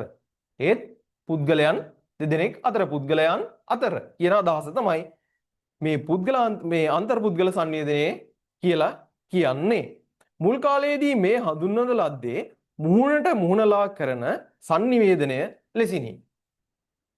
දෙන්නෙක් ඉන්නවා ඒ දෙන්න පුතේ මේ මුහුණට මුහුණ බලාගෙන සිද්ධ කරන sannivedanaya විදිහට තමයි මුල් කාලයේදී මේ අන්තර් පුද්ගල sannivedanaya නැත්තම් පුද්ගලාන්තර sannivedanaya හඳුන්වලා තියෙන්නේ. ඒ තාක්ෂණික දියුණුව සමග එය වෙනසකට භාජනය විය. එනම් දුරකථනය වැනි sannivedana උපකරණයක් යොදාගෙන කෙරෙන අන්තර් පුද්ගල sannivedanaයේදී සමීපව මුහුණට මුහුණලා සිටීමක් සිදු නොවේ. එතකොට පුතේ ඔන්න අන්තර් පුද්ගල sannivedanaya එහෙම නැත්නම් අපි ඒකට කියනවා පුද්ගලාන්තර sannivedanaya. පුද්ගලයන් දෙදෙනෙකු හෝ කිහිප දෙනෙකු අතර සිද්ධ වෙන sannivedanayට තමයි අන්තර් පුද්ගල sannivedanaya කියලා කියන්නේ. මෙතනදී ඔන්න උදාහරණයක් විදිහට අපිට මතක තියාගන්න පුළුවන් යාළුවෝ දෙන්නෙක් අතර මමයි මගේ හොඳම යාළුවයි අතර සිද්ධ වෙන sannivedanaya. එහෙම නැත්නම් තව ඉන්න අර සෙසු යාළුවෝ ටික ඉන්නනේ පන්තියේ ඉන්න. අන්න ඒ 4 5 දෙනෙක් 10 දෙනෙක් 10 දෙනෙකුටත් අඩු වෙන්න පුළුවන්. ඒ සීමිත පිරිසක් එක්ක සිද්ධ වෙන sannivedanaya. මොකද පුතේ විශාල පිරිසකට ගියොත් ඒ sannivedanaya සමූහ sannivedanayak වෙනවා. ඒතර සමූහයක් එක්ක සිද්ධ වෙන sannivedanayak වෙනවා. ඒ නිසා මේකෙදී අන්තර් පුද්ගල sannivedanaයේදී පිරිස සාමාන්‍යයෙන් කියන්නේ ඒක විශාලව යන්නේ නැහැ පිරිස. අර මායි යාළුවයි තව 3 4 දෙනෙක් 5 දෙනෙක් වගේ වෙන්න පුළුවනි. මේක එතකොට අතීතයේදී කියන්නේ තාක්ෂණයේ දියුණු වෙන්න කලින් මුහුණට මුහුණලා කරන sannivedanaya විදිහට තමයි හඳුන්වලා තියෙන්නේ. එහෙත් විද්‍යුත් උපකරණයක් මාධ්‍ය කොටගත් විට ඔවුන් එකිනෙකාට මුහුණ දී සිටී. එපමණක් නොව අන්තර්ජාලය යොදාගෙන කිහිප දෙනෙකු සමග කරන සාකච්ඡාද අයත් වන්නේ අන්තර් පුද්ගල sannivedanayටමය. sannivedakaya හා ග්‍රාහකයා අතර ක්‍රියාවලිය අන්‍යෝන්‍ය වශයෙන් සිදුවීම අන්තර් පුද්ගල sannivedanayේදී සිදුවේ. එතකොට පුතේ අන්තර්වර්තී පුද්ගල මේ අන්තර් පුද්ගල sannivedanayේදී ඔන්න ක්‍රියාවලිය සාර්ථකයි. දෙන්නෙක්ගේ කතා කරනකොට කියන්නේ මම දැන් දෙයක් කිව්වොත් දැන් මං ඉන්නවා මෙතන. මගේ හොඳම යාළුවා ඉන්නවා මගේ මූණ ඉස්සරහා. අපි දෙන්න කතා කරගද්දි ප්‍රතිචාර ප්‍රතිපෝෂණය අර sannivedana ක්‍රියාවලියක් අපි කතා කරේ මෙහෙම චක්‍රයක් විදියට. ඒ ප්‍රතිචාර ප්‍රතිපෝෂණය ලැබෙනවා. දැන් මං එකක් කියද්දී ආ ප්‍රතිචාරයක් පෙරලා දක්වනවා. ඊට පස්සේ මං ආයෙ එකක් කියනවා. එයා තව එකක් කියනවා. sannivedana grahaka භූමිකා මාරු වී තමයි එතනදී sannivedanaya සිද්ධ වෙන්නේ. එතකොට මේ දේ මුල් කාලේදී මුහුණට මුහුණලා විදිහට තමයි මේ sannivedanaya සිද්ධ කරගත්තේ. හැබැයි තාක්ෂණයත් එක්ක ඔන්න දැන් දුරකථනය ගන්නකො. ෆෝන් එක අරගෙන අපි ෆෝන් කෝල් එකක් අරගෙන කතා කරන තවත් එක්කෙනෙකුටනේ. එතකොට එතනදී මුහුණට මුහුණලා නොවුනට දැන් වර්තමානයේදී තාක්ෂණයත් එක්ක අර ජංගම දුරකථනයෙන් අපි කතා කරනකොට ඒ සිද්ධ වෙන්නේ අන්තර්පුද්ගල sannivedanaya. පුද්ගලයන් අතර සිද්ධ වෙන sannivedanaya. ඊට පස්සේ වීඩියෝ කෝල් එකක් අරගෙන කතා කරත් ඒ සිද්ධ වෙන්නේ අන්තර්පුද්ගල sannivedanaya. ඊට පස්සේ අපේ යාළුවෝ අර හිටපු යාළුවෝ ඉස්කෝලේ හිටපු යාළුවෝ සෙට් එක එකතු වෙලා කෝල් එකක් ගත්තොත් එතනත් ඒ සිද්ධ වෙන්නේ අන්තර්පුද්ගල sannivedanaya. දෙදෙනෙකු අතර සිදුවන ඊළඟ මාතෘකාවට එමු පුතේ. දෙදෙනෙකු අතර සිදුවන බව බලමුකෝ. දෙදෙනෙකු අතර කොහොමද සිද්ධ වෙන්නේ කියලා. දෙදෙනෙකු කතා බහේ යෙදී සිටින අවස්ථාවක් නිරීක්ෂණය කරන්න. කිසිවෙකු කතා කරන විට අනෙක් අය අසා සිටී. අසා සිටින්නන් අතරින්ද කෙනෙක් කතා කරන්නට පුළුවන්. එවිට sannivedakaya grahakaya වීමද grahakaya sannivedakaya වීමද වරින් වර සිදුවේ. ඒ sannivedana ක්‍රියාවලියේ කාර්ය මාරු කර ගැනීම ලෙස අර්ථ දැක්කේ. අන්න ඉස්සලා අපි දැන් කතා කරේ. දැන් මගේ යාළුවත් එක්ක මම කතා කරනකොට මම විටක sannivedakaya වෙනවා. එයා විටක grahakaya වෙනවා. ආයෙත් එයා විටක sannivedakaya වෙලා මම grahakaya වෙනවා. ඔන්න ඔය විදිහට පුතේ මේ මූලිකාංග හුවමාරු වෙලා සාර්ථක sannivedanayak නැත්නම් sannivedana ක්‍රියාවලියක් බවට පත් වෙනවා.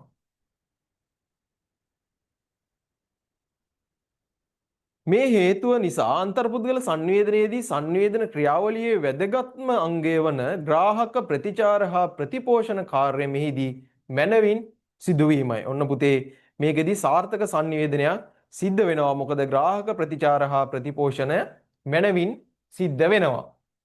එහෙත් සෑම විටම අන්තර්පුද්ගල sannivedanaයේදී ප්‍රතිචාර සිදු නොවන බවත් ප්‍රතිපෝෂණය නොලැබෙන බවත් ඔබ විසින් කල්පනාවට ගත යුතුය.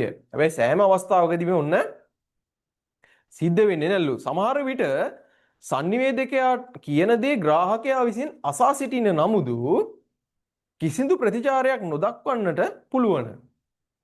සමහරක් වෙලාවට ප්‍රතිචාරයක් නොදක්වන්නත් පුළුවන්ලු. බලමුකෝ. එහෙත් ඒ නිසාම sannivedana කාර්ය අසාර්ථක වන්නේ නැත. ඒ නිසාම ඔන්න සමහරක් වෙලාවට ප්‍රතිචාර ප්‍රතිපෝෂණය මුකුත් දක්වන්නේ නැහැ. sannivedakayට. දැන් sannivedakayek ඇවිල්ලා මොකක් හරි එකක් කියනවා. නමුත් ප්‍රතිචාරය ප්‍රතිපෝෂණයක් දක්වන්නේ අහගෙන ඉන්නවා. නිශ්ශබ්දව අහගෙන ඉන්නවා. බලන්න එකට උදාහරණයක් වශයෙන් ඔබේ පාසලේ විදුහල්පතිතුමා ඔබට යම් උපදේශයක් ලබා දෙයි. නැතිනම් අවවාදයක් කරයි. විදුහල්පතිතුමා නොහොත් sannivedakaya ඔබගෙන් අපේක්ෂා කරන ප්‍රතිචාරය නම් නිහඬව එයා අපේක්ෂා කරන්නේත් ඒක. sannivedakaya දැන් විදුහල්පතිතුමානේ ඔන්න කියනවා ඔබගෙන් අපේක්ෂා කරන ප්‍රතිචාරය නම් නිහඬව එම උපදෙස් පිළිගැනීම වන්නට පුළුවන්. එතකොට අපි විදුහල්පතිතුමා මොකක් හරි උපදේශයක් දෙනවා නම් මොකක් හරි දෙයක් කියනවා අපි නිහඬව අහගෙන ඉන්නවා. ඔන්න එතනදිත් හැබැයි සිද්ධ වුණේ අන්තර්පුද්ගල sannivedanය. එතනදිත් පුතේ හිතන්නකො අපේ පන්තියේ සීමිත පිරිස හිටියා කියලා. දැන් මගේ හොඳම යාළුවයි තව යාළුවෝ 5-6 දෙනෙක් තමයි මේ විදුහල්පතිතුමා ආවිලා කතා කරේ. එතනදිත් පුතේ වෙන්නේ අන්තර්පුද්ගල sannivedanයම. කතා කරන්නේ නැහැ. විදුහල්පතිතුමා විතරයි කතා කරන්නේ. හැබැයි එතනදි සිද්ධ වෙන්නේ ඇයි? දෙදෙනෙකු හෝ කීප දෙනෙකු ඉන්න පුළුවන් අන්තර්පුද්ගල sannivedanයේදී.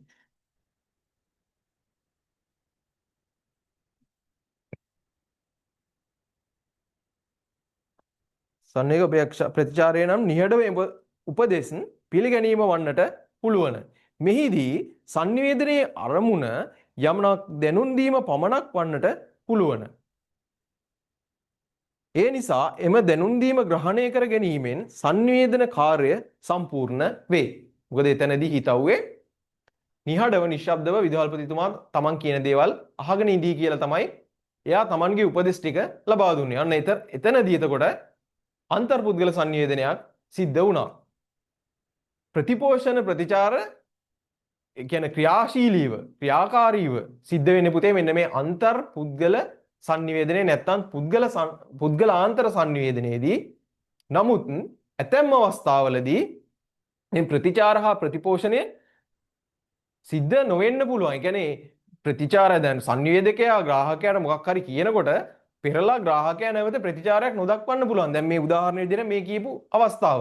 ඒ වගේ වෙන්න පුළුවන්. නමුත් sannivedana ක්‍රියාවලියේදී සාර්ථක ප්‍රතිචාර හා ප්‍රතිපෝෂණය සිද්ධ වෙන්නේ මෙන්න මේ අන්තර් පුද්ගල sannivedanayeදී. එහෙමත් නැත්නම් පුද්ගලාන්තර sannivedanayeදී. එතකොට පුතේ අන්තර් පුද්ගල sannivedanaye තේරුණාද? ඔව් සර්. හරි. දෙවෙනි එක සමාජීය පැවැත්මේ අත්‍යවශ්‍ය අංගයක් බව. බලමුකෝ අන්තර් පුද්ගල sannivedanaye කොහොමද වෙන්නේ කියලා.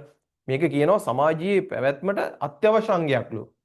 මේ අන්තර් පුද්ගල sannivedanaye සමාජයේ අපි ජීවත් වෙන්න මේ සමාජයේනේ තියෙන්නේ අපේ. මේ සමාජයේ ජීවත් වෙන්න අත්‍යවශ්‍යම අංගයක්ලු. මිනිසයා සමාජීය ජීවිතයක් ගෙවන්නේ කි. සමාජයේ බිහි වී තිබෙන්නේ පුද්ගලයන්ගේ එකතු වෙනි. ඔවුන්ගේ අන්‍යෝන්‍ය සම්බන්ධතාවයෙනි. දර පුතේ පුද්ගලයන්ගේ එකතුවෙන් ගොඩ නැගිලා තියෙන්නේ. පුද්ගලයන් එක්ක අපි අන්‍යෝන්‍ය සම්බන්ධතාවක් පවත්වන්න ඕන. අපි අපේ අම්මත් එක්ක, අපේ තාත්තත් එක්ක, සහෝදරයෝ සහෝදරියොත් එක්ක, මිතුරියොත් එක්ක, ගුරුවරුත් එක්ක, මේ අයත් එක්ක, විදුහල්පතිවරුත් එක්ක, විදුහල්පතිතුමා එක්ක අපිට පුතේ හොඳ සම්බන්ධතාවයක් පවතින්න ඕනි. අම්මා තාත්තා හොඳ සම්බන්ධතාවයක්, ඒ දෙන්නගේ හොඳ සංවේදන සම්බන්ධතාවයක් තියෙන්න ඕනි. සහෝදර සහෝදරියෝ අතර හොඳ සංවේදන සම්බන්ධතාවයක් තියෙන්න ඕනි. ඔවුන්ට පෞද්ගලික ජීවිතයක්ද, සමාජීය ජීවිතයක්ද, වෘත්තීය ජීවිතයක්ද තිබේ. ඒ සෑම අවස්ථාවකම එකිනෙකා සමග අවශ්‍ය පරිදි සමගතාවයන් පවත්වාගෙන යාම සඳහා අන්තර් පුද්ගල sannivedanaye නිරතුරුවම යොදා ගන්නට සිදුවේ. එතකොට පුතේ ඔන්න ඔය විදිහට හැම කාර්යයකදීම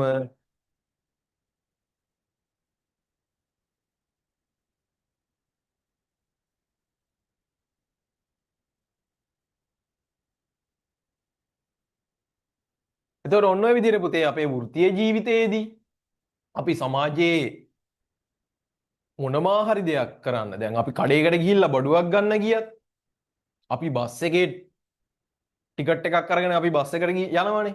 බස් එකේ කොහේ හරි ගමනක් යන්න යනවා. එතකොටත් අපිට අන්තර් පුද්ගල sannivedanaye අවශ්‍ය වෙනවා. අපි කඩේකට ගිහිල්ලා බඩුවක් මිලදී ගන්නකොට මුදලාලිගෙන් අපිට අහන්න වෙනවා ගාණ කීයද? මේ ප්‍රොඩක්ට් එක හොඳයිද? මේකට වගකීමක් තියෙනවද මේ ගන්න යන භාණ්ඩෙට? අපිට අන්තර් පුද්ගල sannivedanaye අවශ්‍ය වෙනවා. එතකොට අපේ වෘත්තීය ජීවිතයේදී අපි රැකියාවකට ගියාට පස්සේ ඒ රැකියාව ස්ථානයේ පුද්ගලයන් එක්ක කතා බහ කරන්න සිද්ධ වෙනවා. එතකොට මේ අන්තර් පුද්ගල sannivedanaye අපිට අත්‍යවශ්‍යම දෙයක් වෙනවා. එසේ නොවුනහොත් පුද්ගලයා හුදකලාවේ. එසේ හුදකලාව සිටින්නට කිසිවෙකු සාමාන්‍යයෙන් කැමති නැත. අපිට හුදකලාව ජීවත් වෙන්න බෑනේ පුතේ. මිනිස්සු විදියට අපි ඉන්නේ සමාජීය වශයෙන්. අපි අපේ ආදි කාලෙත් අපි කියවෝනේ, අපි දැන් තේරුම් ගත්තනේ. අපි හිටියේ රංචු විදියට. අපිට හුදකලාව සමාජයේ ජීවත් වෙන්න බෑ. පහත දැක්වෙන අවස්ථා අධ්‍යයනය කරන්න. නිවසේදී ඔබට මව, පියා, සහෝදර සහෝදරියන් සමගද වෙනත් ඥාතීන් සමගද sannivedanaye යෙදෙන්නට සිදුවේ. ඔබගේ ගමේ පැවැත්වෙන කිසියම් සංස්කෘතික උත්සවයකට ඔබට සහභාගී වන්නට සිදුවේ. එවිට ඔබ දන්නා මිත්‍ර මිත්‍රයන් මෙන්ම වෙනත් වැඩිහිටියන්ද මුණ ගැසී කතා බහ කරන්නට සිදුවේ. මේ අවස්ථා හැම එකකදීම පුතේ අපිට අනිත් අයත් එක්ක, අන්‍යයන් එක්ක, වෙනත් අයත් එක්ක අපිට කතා බහ කරන්න, sannivedanaye කරන්න සිද්ධ වෙනවා. ඔබට පාසලේදී මිතුරු මිතුරියන්ද, ගුරු මව්වරුන් හා පියවරුන්ද හමුවන්නට සිදුවන අතරම ඔබගේ පියාට හා මවට සිය රැකියා ස්ථානවලදී විවිධ අය මුණ ගැසී කතා කරන්නට සිදුවේ. බස්රියකට නැග යාමේදී ඔබ නොහඳුනන අයද මුණ ගැසේ. බස් කොන්දස්තර මහතාද ඔබ නොදන්නා අයෙක් විය හැකිය. එහෙත් ඔහු සමගද කතා කරන්නට සිදුවේ. ඔබට හිඳගන්නට සිදුවන්නේද නොහඳුනන කෙනෙක් සිටින අසුනකය.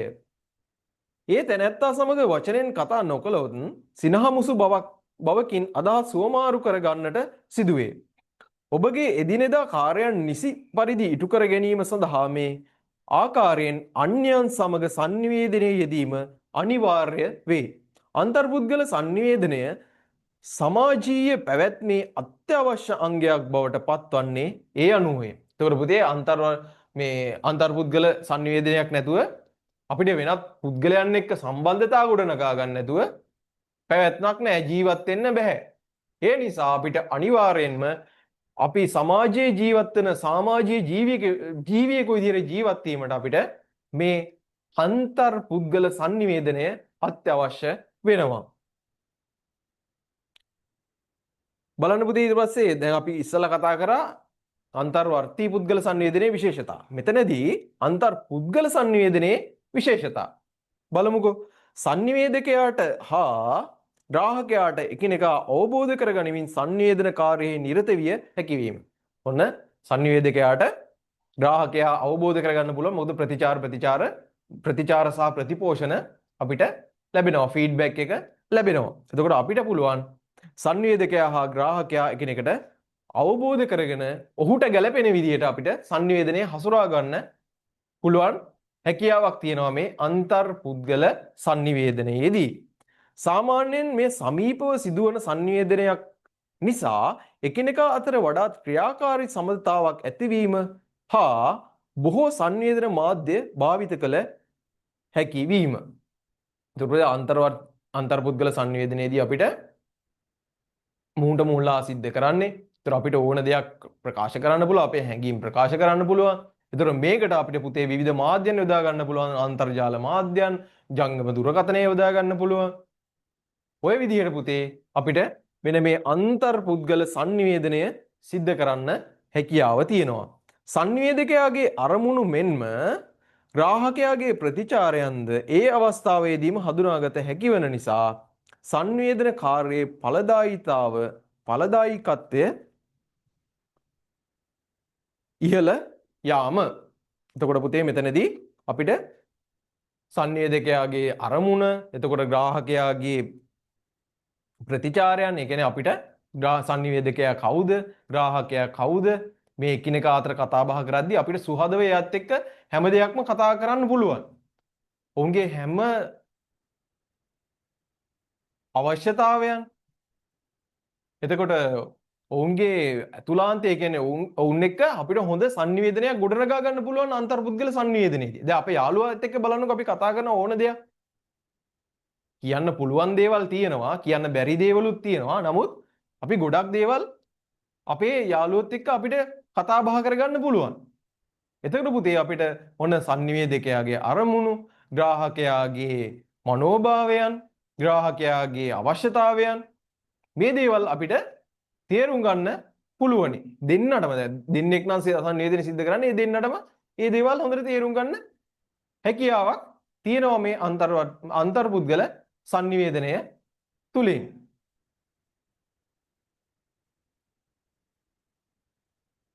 ඍජු ප්‍රතිචාර හා ප්‍රතිපෝෂණ ලබාගත හැකි නිසා අඛණ්ඩව සංනිවේදන කාර්යයක් පවත්වාගෙන යා හැකි වීම. ඒතර පුතේ අන්තර්පුද්ගල සංනිවේදනයේදී මම එකක් කියනකොට මගේ යාළුවා තව එකක් කියනවා. මගේ යාළුවා එකක් කියනකොට මම තව එකක් කියනවා. ඒතර එයා මං තව එකක් කියනකොට එයා ඒකට ප්‍රතිචාරයක් ආයෙ දක්වනවා. ඒ විදිහට පුතේ ඍජු ෆෝන් එකෙන් ගත්තත් එහෙම ෆෝන් කෝල් එකක් ගත්තත් කතා කරන දේවල් මම එකක් කියනකොට මං එකක් කියනවා. ඍජු ප්‍රතිචාර ප්‍රතිපෝෂණය දක්වනවා. ඒකතර මේක අඛණ්ඩව සංවේදන කාර්යයක් බවට පවත්වාගෙන ක්‍රියාවලියක් විදිහට පවත්වාගෙන යාමට හැකියාවක් තියෙනවා. අන්තර්පුද්ගල සංනිවේදනයේදී ප්‍රමුඛව යොදාගෙන යන වාචික සංනිවේදනය සමග අවාචික සංනිවේදනයේද සම්බන්ධ වීම. අන්තර් පුද්ගල සංවේදනයේදී කටින් මේ කතා කරන සංනිවේදනය කරන මේ භාෂාවට අමතරව පුතේ අපේ අවාචික සංවේදනයේ මේ අපේ මේ අතපය ඇස් සම්බන්ධතාවයන් ඇස් වලින් කතා කරන ඒවා නිහඬතාවයක් තියෙනවා. දැන් මේ කතා කරගෙන යන ගමන් එක දිගට කතා කරන්නේ නැතුව පොඩ්ඩක් නිහඬතාවයක් තියලා කතා කරනවා. ඊට පස්සේ කරුණක් පැහැදිලි කරනකොට මේ අංග චලන වලින් මේ අවාචික සංනිවේදනය මේ විදිහට කරුණු පහදලා දෙනවා. අපේ මේ අංග චලනයන් යොදාගෙන ඇස් සම්බන්ධතාවය යොදාගෙන නිහඬ බව යොදාගෙන අපිට අන්තර්පුද්ගල සංවේදනයේදී සංවේදනය කිරීමේ හැකියාව තියෙනවා. ඒක තමයි මෙතනදී කියන්නේ අන්තර්පුද්ගල සංවේදනයේදී ප්‍රමුඛව යොදාගෙන යන වාචික සංවේදනයේ සමග අවාචික සංවේදනයේද සම්බන්ධ වීම. ඇස් සම්බන්ධතාවයන් කියන්නේ ඇස් දෙක දිහා බලාගෙන කතා කරන්න පුළුවන්. අන්තර්පුද්ගල සංවේදනයේදී දැන් කෙනෙක් හිතන්නකො බොරුව කරනවා කියලා බොරුවක් කියනවා කියලා මොකක් හරි බොරුකාරයෙක් ඉන්නවා. හැබැයි අපිට එයත් එක්ක මේ අන්තර්පුද්ගල සංවේදනයේ යෙදිලා ඔහු බොරුවක්ද කියන්නේ නැද්ද කියලා අපිට ඒ සම්බන්ධතාවය හරියට තියාගෙන තේරුම් ගැනීමට හැකියාවක් තියෙනවා. අන්න ওই දේවල් වල තමයි පුතේ එතකොට අපිට මේ අවාචික සංවේදනයන් කියලා කියන්නේ. මේ අංග චලන වෙන්න පුළුවන්. අපේ ඇස් සම්බන්ධතාවයන් වෙන්න පුළුවන්, නිහඬතාවයන් වෙන්න පුළුවන්. ඔන්න ඔය දේවල් අවාචික සංවේදනයේට එතකොට අයිති වෙනවා. තාක්ෂණික සංවේදන උපකරණ යොදා ගනිමින් දුරස්තවද අන්තර්පුද්ගල සංවේදන පවත්වාගෙන යා හැකි බව. දුරකථන වගේ දේවල් වලින් එතකොට අන්තර්ජාලයෙන් ඔය WhatsApp කෝල් එකක් අරගෙන වීඩියෝ කෝල් ගන්න පුළුවන්. ඔන්න ඔය විදිහට පුතේ මේ අන්තර්පුද්ගල සංවේදනය තාක්ෂණික උපකරණ යොදා ගනිමින් සිද්ධ වෙනවා. අදහස් ප්‍රකාශන හැකියාව. එම අදහස් නිසි ලෙස තේරුම් ගැනීම හෙවත් සංජානනයේ හැකියාව මත අන්තර්පුද්ගල සංවේදනයේ සාර්ථක අසාර්ථක භාවය තීරණය වීම. ඒ කියන්නේ පුතේ අදහස් ප්‍රකාශ කිරීමට හැකියාව තියෙනවා. ඊට පස්සේ එම අදහස් නිසි ලෙස තේරුම් ගැනීම හෙවත් සංජානන හැකියාව මත මත අන්තර්පුද්ගල සංවේදනයේ සාර්ථක අසාර්ථක භාවය තීරණය වෙනවා. එතකොට අදහස් ප්‍රකාශ කරනවා දෙන්නේ එකතු වෙලා. එතකොට ඒ එකතු තුලින් අදහස් ප්‍රකාශ කරනකොට අපිට අනිත් කෙනාව සංජානනය කර ගැනීමට හැකියාව තියෙනවා. ඔහු ප්‍රකාශ කරන දේවල් ඔහුගේ සම්බන්ධතාවත් එක්ක අපි තියාගත්ත පස්සේ ඔහුගේ ඇස් වලින් කියවන දේවල් අපිට මොන සංජානනය කරගන්න හැකියාවල් තියෙනවා. අන්තර්පුද්ගල සංවේදනයේදී භාවාත්මක හැඟීම් ප්‍රකාශ කිරීම වඩාත් සක්‍රීය වීම. අන්තර්පුද්ගල සංවේදනයේදී භාවයන් පුද්ගල හැඟීම් දුකක් සතුටක් මොන ඔය වගේ දේවල් පුතේ ප්‍රකාශ කිරීමට සක්‍රීයව ප්‍රකාශ කිරීමට හැකියාව තියෙනවා. දැන් මට මොකක් හරි දුකක් තියෙනවා නම් මට මගේ යාළුවත් එක්ක පුතේ ඒකේ ගිහිල්ලා මගේ භාවය මගේ දුක තියෙන්නේ. ඒතර මේ දුක යාළුවාට පොඩ්ඩක් කියන්න පුළුවන්. මේ වගේ දෙයක් නිසා මට මෙහෙම දෙයක් තියෙනවා මචං කියලා කතා කරන්න පුළුවන්. ඔන්න පුතේ එතකොට භාවයන් ප්‍රකාශ කිරීමේ හැකියාව මේ අන්තර් පුද්ගල සංවේදනයේදී තියෙනවා. යමක් අවධාරණය කරමින් හා විස්තර කරමින් නැවත නැවත අදහස් සුවමාරු කර ගැනීමට හැකියවීම. ඒ කියන්නේ පුතේ නොදන්නා දෙයක් තියෙනවා නම් නැවත නැවත මගෙත් එක්ක දැන් කවුරු හරි ඉන්නවා. මගේ යාළුවා ඉන්නවා. යාළුවා මොකක් හරි එකක් කියනවා නම් තේරෙන්නේ නැහැ මට.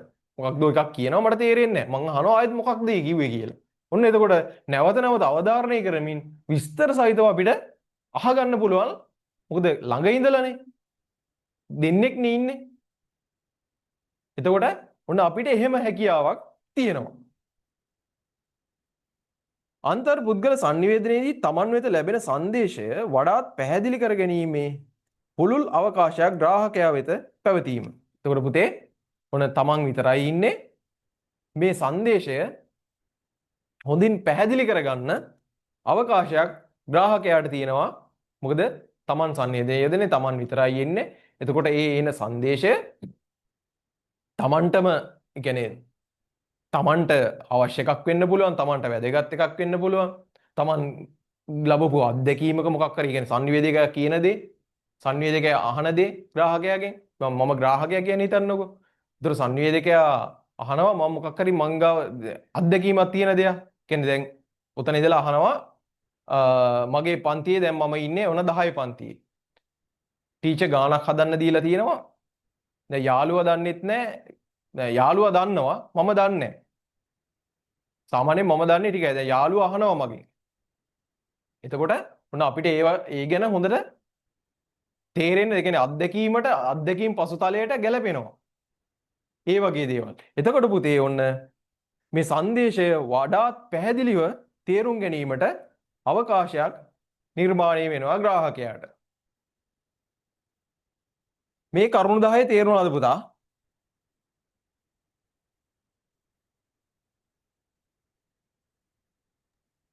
තේරුණා සර්.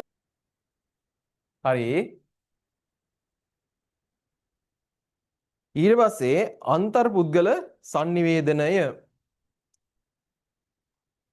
බලන්න අන්තර්පුද්ගල sannivedana සඳහා තාක්ෂණික මෙවලම් මූලික වශයෙන් අන්තර්පුද්ගල sannivedanaya සිදුවන්නේ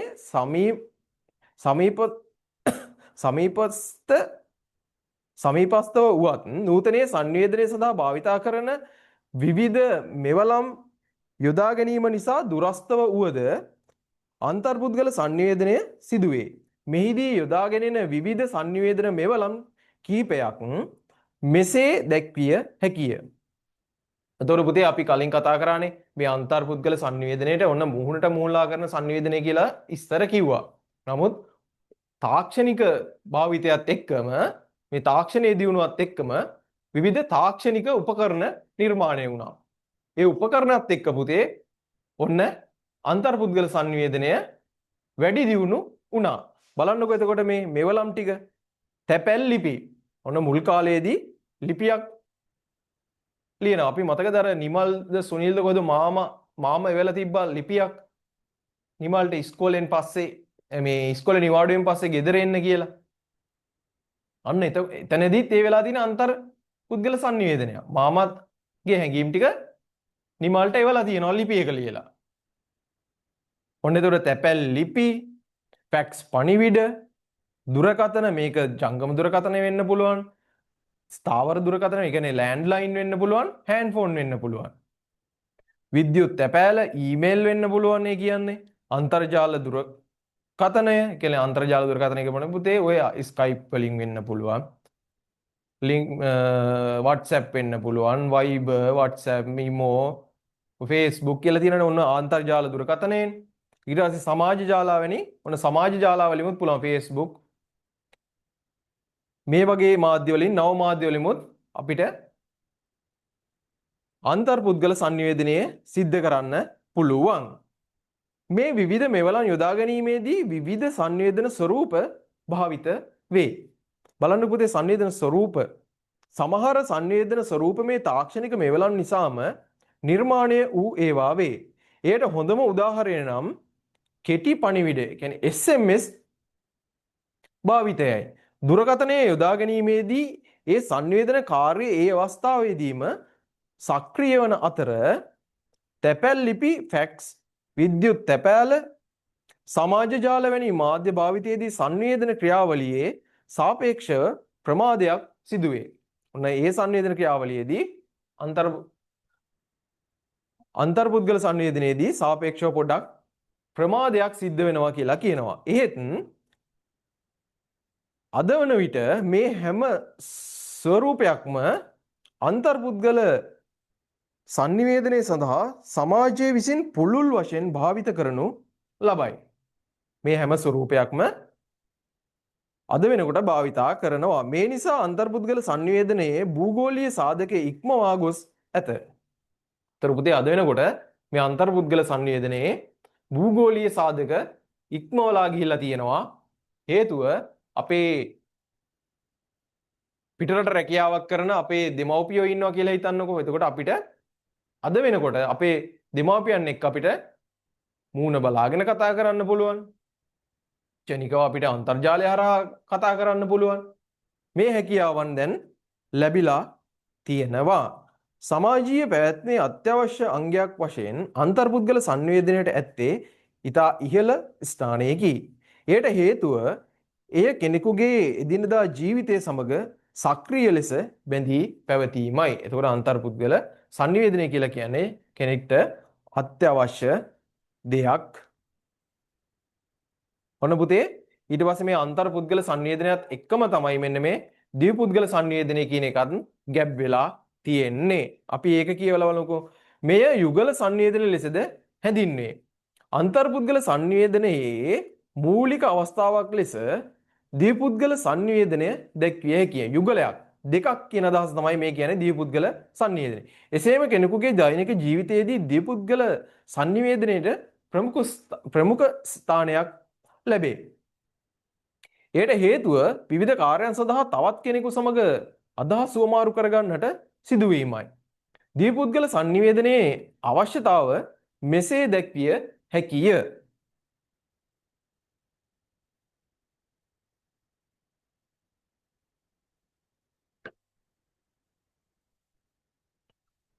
බලන්න පුතේ ද්විපුද්ගල සංනිවේදනයේ අවශ්‍යතාවය ආදරය, කරුණාව හුවමාරු කර ගැනීමට, සමාජශීලී වීමට, කාර්යයන් නිම කර ගැනීමට, අදහස් සහ තොරතුරු හුවමාරු කර ගැනීමට, ඉගැන්වීමට හා ඉගෙන ගැනීමට, පෙළඹවීමට, මානසික පීඩා සමනයට, ගැටුම් निराකරණයට, බලවත් ආවේග පිට කර ගැනීමට, සතුට අත්පත් කර ගැනීමට. ඔන්න පුතේ ද්විපුද්ගල මේ දෙගොල්ලක් අතර දෙන්නෙක් අතර සංනිවේදනය ආදරයේ කරුණාව හුවමාරු කර ගැනීමට. දැන් බලන්න අම්මයි තාත්තයි ඒ දෙන්නෙක් නේ පුතේ පවුලේ ඉන්න අම්මා තාත්තා කියලා හිතන්නකෝ.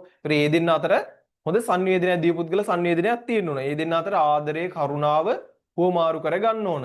සහෝදරයෙක් න සහෝදරියක් න ඒ සහෝදර බැදීම් මේ ආදරයේ කරුණාව මේ වගේ දේවල් හුවමාරු කරගන්න ඕනි.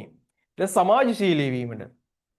දැන් අපි සමාජයේ ජීවත් වෙනකොට අපි සමාජශීලී පුරවැසියෙක් වෙනවා. ඒතර පුරවැසියෙක් වුණාට පස්සේ අපිට ඔන්න අනිත් අයත් එක්ක හොඳ සමාජශීලී විදිහට සංනිවේදනය කරන්න හැකියාවක් තියෙන්න ඕන.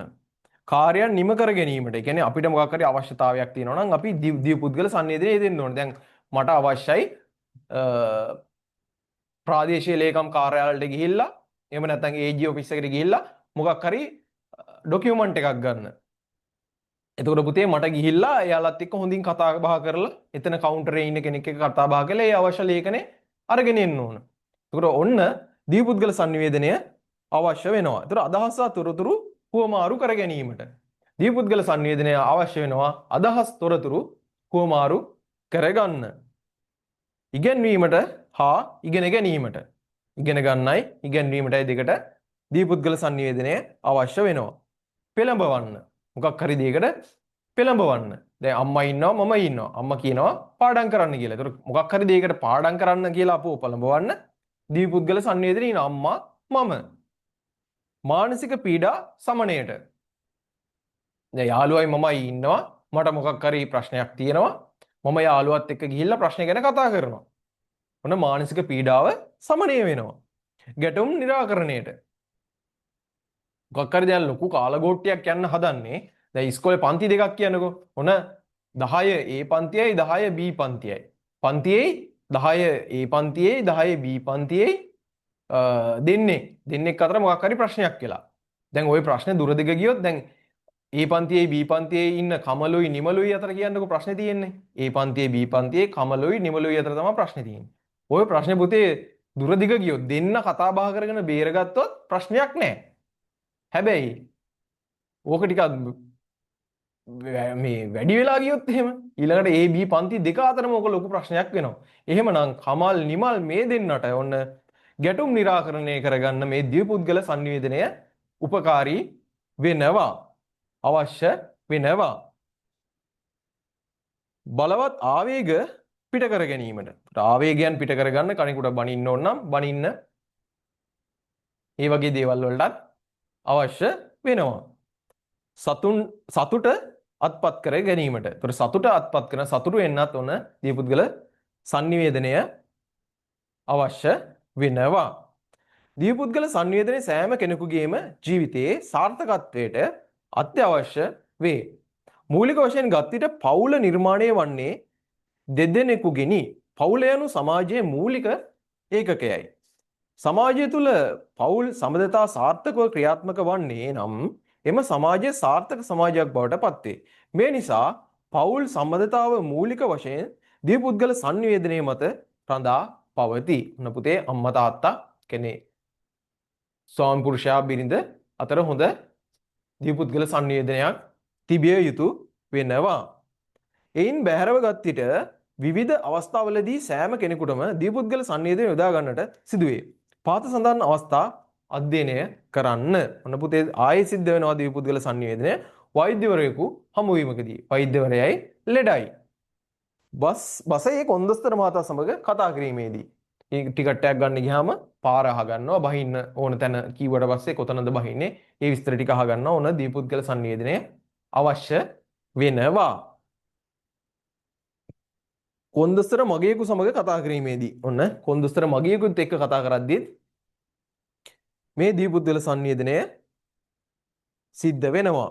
සම්මුඛ පරීක්ෂණයකට සහභාගී වීමේදී බැංකු කවුලුවකදී බැංකු නිලධාරියෙකු සමග කතා කිරීම. පොලිසියට ගොස් පැමිණිලි කිරීම.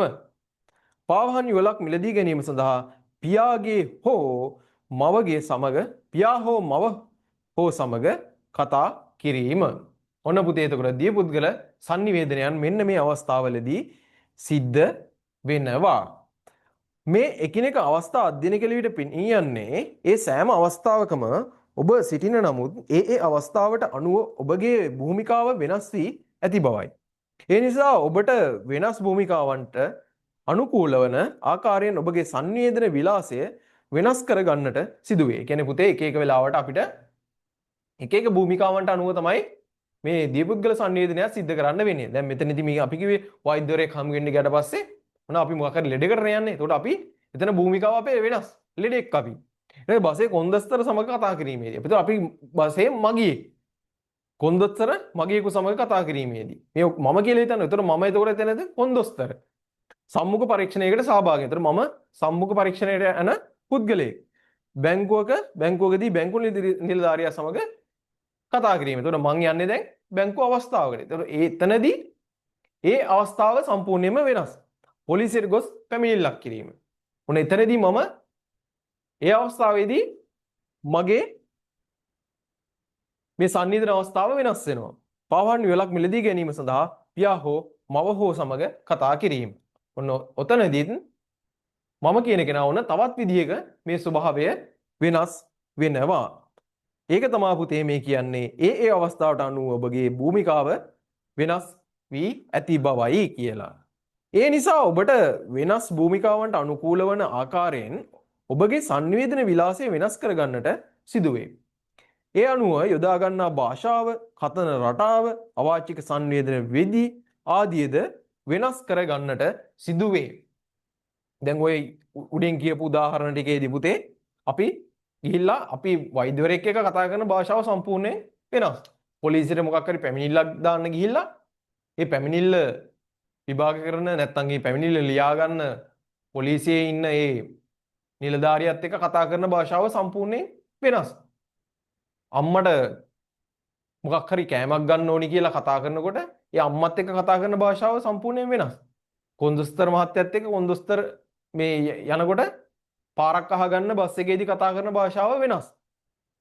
කතන රටාවත් වෙනස්. අම්මට කතා කරපු විදියට නෙවෙයි අපි පොලිසියට ගිහිල්ලා පැමිණිල්ල ලියද්දි කතා කරන්නේ.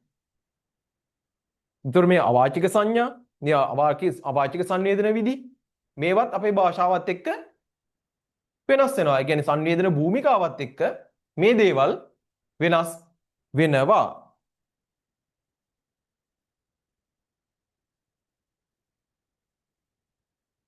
එතකොට පුතේ අන්තර්පුද්ගල සංනිවේදනය, දීපුද්ගල සංනිවේදනය මේ මාතෘකා දෙක තේරුණාද? මේ අන්තර්පුද්ගල සංනිවේදනයේම කොටසක් තමයි දීපුද්ගල සංනිවේදනය කියලා කියන්නේ.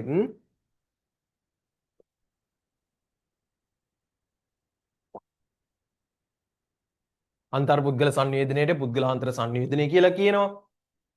පුද්ගලාන්තර සංනිවේදනයේට කලින් කිව්වේ මොහොත මුලා කරන සංනිවේදනය. තාක්ෂණයේ දිනුවත් එක්ක මෙවලම් ආවා තාක්ෂණික මෙවලම්. ඒත් එක්ක මූණට මුලා කියන සංවේදනය කියලා කිව්වේ නෑ. ඊට පස්සේ මේක දෙදෙනෙක් හෝ සාමාන්‍ය කිහිප දෙනෙක් අතර වෙන්න පුළුවන් සංනිවේදනයක්. මේකේ අවශ්‍යතාවයන් තියෙනවා. ඊට පස්සේ මේකෙම තියෙනවා දීපුද්ගල සංනිවේදනය. මේ කතා කරපු දේවල් වලින් නොතේරෙන දෙයක් තියෙනවද පුතේ? ඊළඟ මාතෘකාවට යන්නද?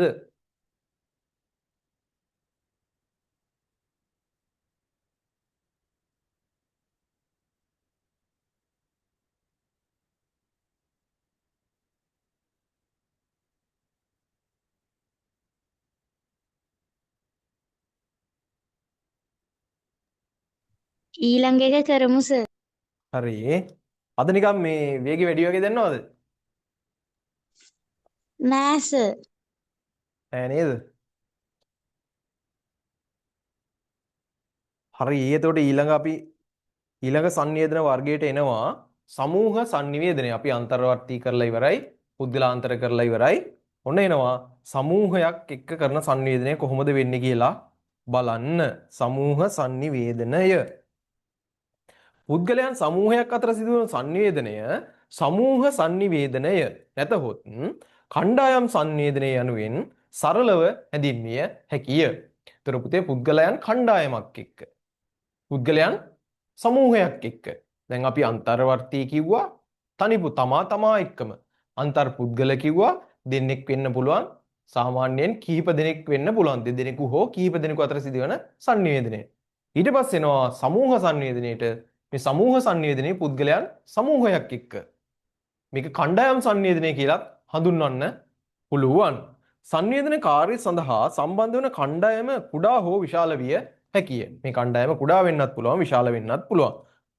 සමූහ සංවේදනයේ සංඛ්‍යාත්මකව සිටින පිරිසක් පමණක් නොව පොදු අරමුණු ඉටු කර ගැනීම සඳහා එක් වූ කණ්ඩායමක් ලෙසද සැලකිය හැකිය. එතකොට පුතේ මේ කණ්ඩායම එකතු වෙන්නේ මොකක් හරි පොදු අරමුණක් වෙනුවෙන්. එම කණ්ඩායමේ නායකයෙක් සිටී. ඔන්න සමූහ සංවේදනයේදී පොදු අරමුණක් වෙනුවෙන් එකට එකතු වෙනවා. එතකොට මේ සමූහ සංවේදනයේදී කණ්ඩායමක් නායකයෙක් ඉන්න පුළුවන්. ඔහු තම කණ්ඩායම මෙහෙවනවා විය හැකිය. ඔබේ පාසලේ උදේ රැස්වීමේදී විදුහල්පතිතුමා හෝ විදුහල්පතිතුමිය හෝ විසින් කරනු ලබන කතාව ගැන සිතා බලන්න.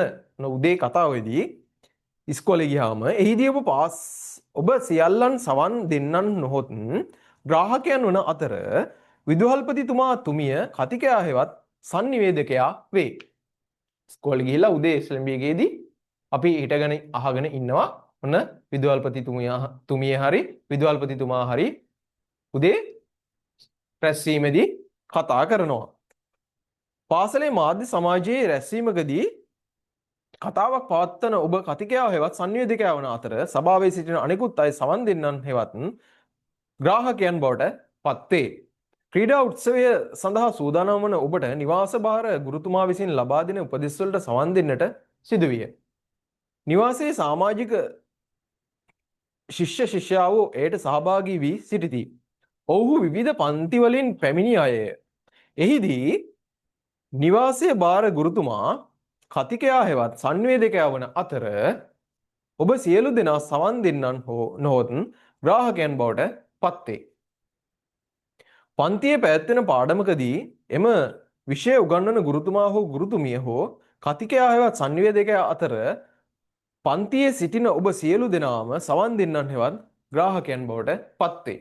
ඔන්න පුතේ අර මෙතනදී කියනවා දැන් මේ බලන්න පන්තියේ පැවැත්වෙන පාඩමකදී මේ විෂය උගන්වන ගුරුතුමා ගුරුතුමිය කතිකයා හෙවත් සංවේදකයා අතර පන්තියේ සිටින සියලු දෙනාම සවන් දෙන්නන් හෙවත් ග්‍රාහකයන් බවට පත්වේ.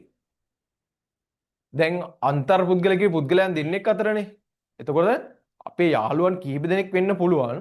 නමුත් පන්තියක් ඇතුළතදී සංනිවේදනය කරනවා නම් පුතේ ඒක අයිති වෙන්නේ සමූහ සංනිවේදනය. සමූහයක් එක්ක තමයි එතනදී සංනිවේදනය සිද්ධ කරන්නේ. අරකෙදී අන්තර් පුද්ගල සංනිවේදනයේදී කිහිප දෙනෙක් තමයි ඒ සංනිවේදනයට එකතු වෙන්නේ. සාමාන්‍යයෙන් පොඩි පිරිසක් අන්තර් පුද්ගල සංනිවේදනයට අයිති වෙන්නේ. ඒක මතක තියාගන්න. ඒක පටලවා ගන්න එපා. මේ සියලු අවස්ථා අධ්‍යයනය කළ විට පොදුවේ පෙනී යන්නේ මෙහි ඇත්තේ සමූහයක් සමග කරන සංවේදනයක් බවයි. සමූහයේ තරම, එහි අරමුණු, එහි සංයුතිය ආදිය අනුව එහි විවිධතා තිබෙන්නට පුළුවනි. ඒ කියන්නේ පුතේ සමූහයේ එකතු වෙලා ඉන්න අරමුණ, ඊට පස්සේ සමූහය කොච්චරක්ද සංඛ්‍යාව සමූහයට එකතු වෙලා ඉන්න 30ක්ද 40ක්ද 100ක්ද 200ක්ද 500ක්ද 900ක්ද සමාජිකයන්. එහි සංයුතිය. ඒතොර ඒක එකතු වෙලා ඉන්නේ වයසක අය ඉන්නවද, වැඩිහිටියෝ ඉන්නවද, තරුණ අය ඉන්නවද, ඉගෙනගත් අය ඉන්නවද, අඩු ආදායම්ලාභීන් ඉන්නවද, මධ්‍යම පාන්තික පවුල් වල අය ඉන්නවද? ඔන්න විදිහට සංයුතිය අනුව එහි ඒ සමූහයේ විවිධතා තියෙන්න පුළුවන්. එනම් කුඩා කණ්ඩායම්, විශාල කණ්ඩායම්, කුඩා පිරිස්සෝ විශාල හෝ විය හැකිය. ඒත් මෙහිදී ඒතර මේ කණ්ඩායම පුතේ ඔන්න කුඩා කණ්ඩායම් වෙන්න පුළුවන් 100ක්ද 200ක්ද 30ක්ද 40ක්ද 1000ක්ද 500ක්ද 900ක්ද ඔන්න ওই විදිහට කුඩා විශාල කණ්ඩායම් ඉන්න පුළුවන්. එහෙත් මෙහිදී ඔබ ඉගෙනගත යුත්තේ පොදුවේ සමූහ sannivedana යන සංකල්පයයි. මේ ඔක්කොම පුතේ සංඛ්‍යාව එහෙම වුණාට මේ හැම අවස්ථාවක්ම සමූහ sannivedanයට අයිති වෙනවා. සමූහ sannivedanයේ ස්වභාවය හා විශේෂතා.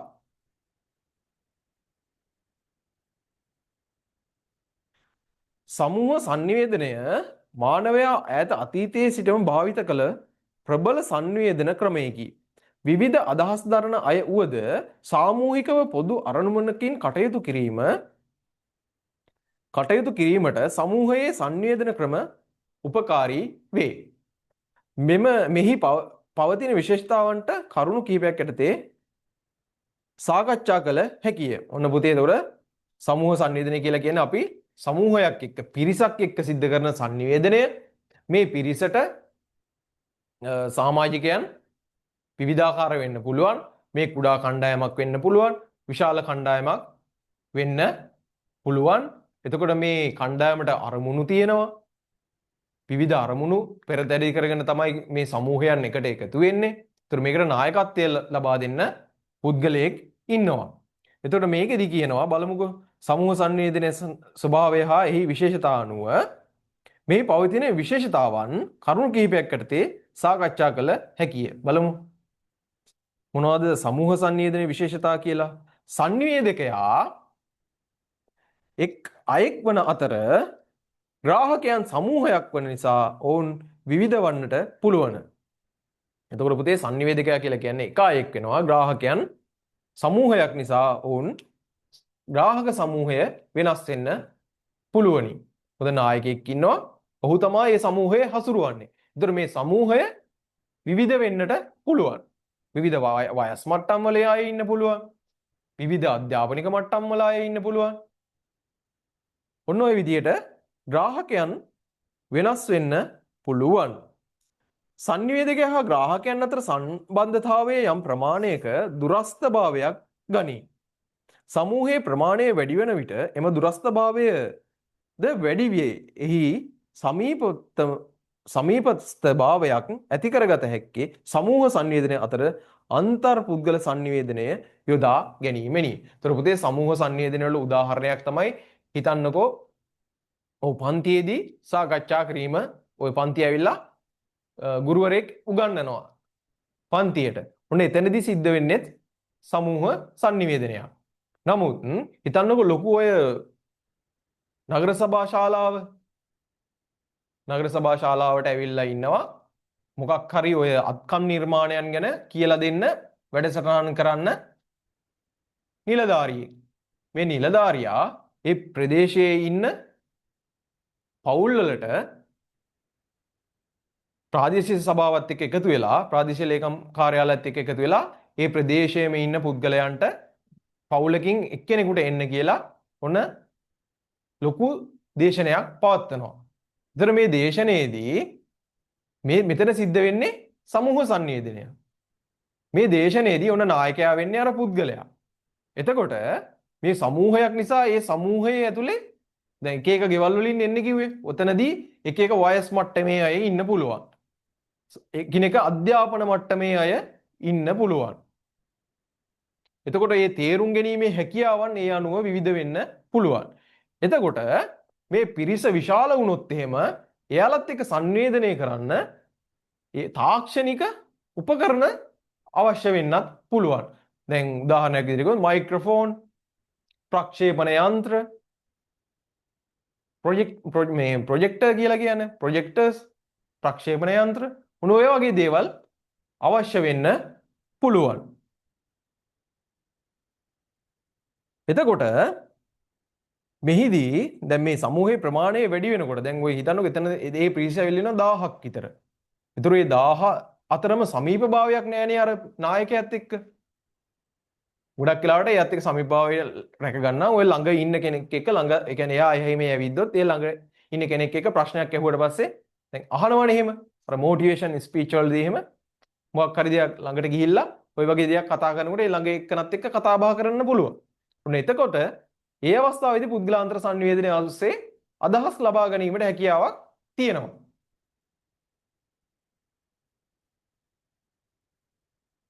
සමූහ අන්තර්බුද්ධ සංවේදනය යොදා ගැනීමෙනි. සමූහ සංවේදනයේදී තුන්වෙනි එක සමූහ සංවේදනයේදී කතකයා ප්‍රමුඛ වන අතර ග්‍රාහකයන් ද්විතීක වේ. ඒතකොට කතකයා තමයි අංක 1 කියන්නේ නායකයා, කතකයා සමූහයේ නායකයා, ද්විතීක දෙවනියා වෙනවා, ද්විතීක වෙනවා ග්‍රාහකයන්. එහෙත් ග්‍රාහකයන් සංඛ්‍යාව වැඩි නිසා ඔවුන්ගේ බලය වැඩිය. ග්‍රාහක සංඛ්‍යාව වැඩි, ඒ හින්දා ඔවුන්ගේ බලය වැඩි වෙනවා. මේ නිසා කතකයාට මේ සියලු ග්‍රාහකයන් යටපත් කර ගැනීමේ හැකියාව තිබිය යුතුය. ඔන්න පුතේ, එතකොට මේ කතකයාට නැත්තම් මේ සමූහයේ නායකයාට හොඳ සංවේදන හැකියාවක් තියෙන්න ඕන. මොකද ග්‍රාහක බලය වැඩි. දැන් 1000ක් විතර ඉන්න ලොකු හෝල් එකක්. මේ සංනිවේදකයාට ඒ අය තමන්ට ග්‍රහණය කරගන්න බැරි නම් කියන හොඳ කතා විලාසයක් එක්ක ඔහුට ඒ ග්‍රාහකයන්ට දැනෙන්න දෙයක් කියන්න බැරි නම් ග්‍රාහකයෝ එයාලගේ වැඩ කරනවා. කියන්නේ අහගෙන ඉන්නේ නැහැ කියන කිසි දෙයක්. සද්ද බද්ද ඇහෙනවා. එහෙම පුටු වලට සද්ද කරන සද්ද ඇහෙයි. ළඟ ඉන්න එක්කනත් එක්ක කතා කරන දේවල් එහෙම ඇහෙනවා. ඊට පස්සේ ඔන්න පුතේ එතකොට මේ සමූහ සංවේදනය සාර්ථක වෙන්නේ නැහැ. සමූහ සංවේදනය එතකොට සාර්ථක වෙන්න නම් ඔන්න නායකයාගේ හෙවත් කතකයාගේ සංවේදන හැකියාවන් අවශ්‍ය වෙනවා.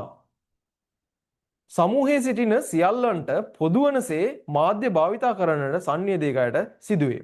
ඒ සමූහයේ ඉන්න ඔක්කොන්ටම පොදු වෙන විදිහට තමයි මේ මාධ්‍යයන් භාවිතා කරන්න සිද්ධ වෙන්නේ. ඒ කියන්නේ ස්පීකර් එකක් පාවිච්චි කරනවා නම් ඒ දේවල්, මයික්‍රොෆෝන් එකක් පාවිච්චි කරනවා නම් ඒ දේවල්, ප්‍රොජෙක්ටර් එකක් මෙහෙම දාලා එහෙම මේව කරනවා නම් එහෙම ග්‍රාහකයාටම පේන්න තමයි මේ මාධ්‍ය යොදා ගන්න ඕන. ඔන්න ඒක තමයි කියන්නේ එහෙම.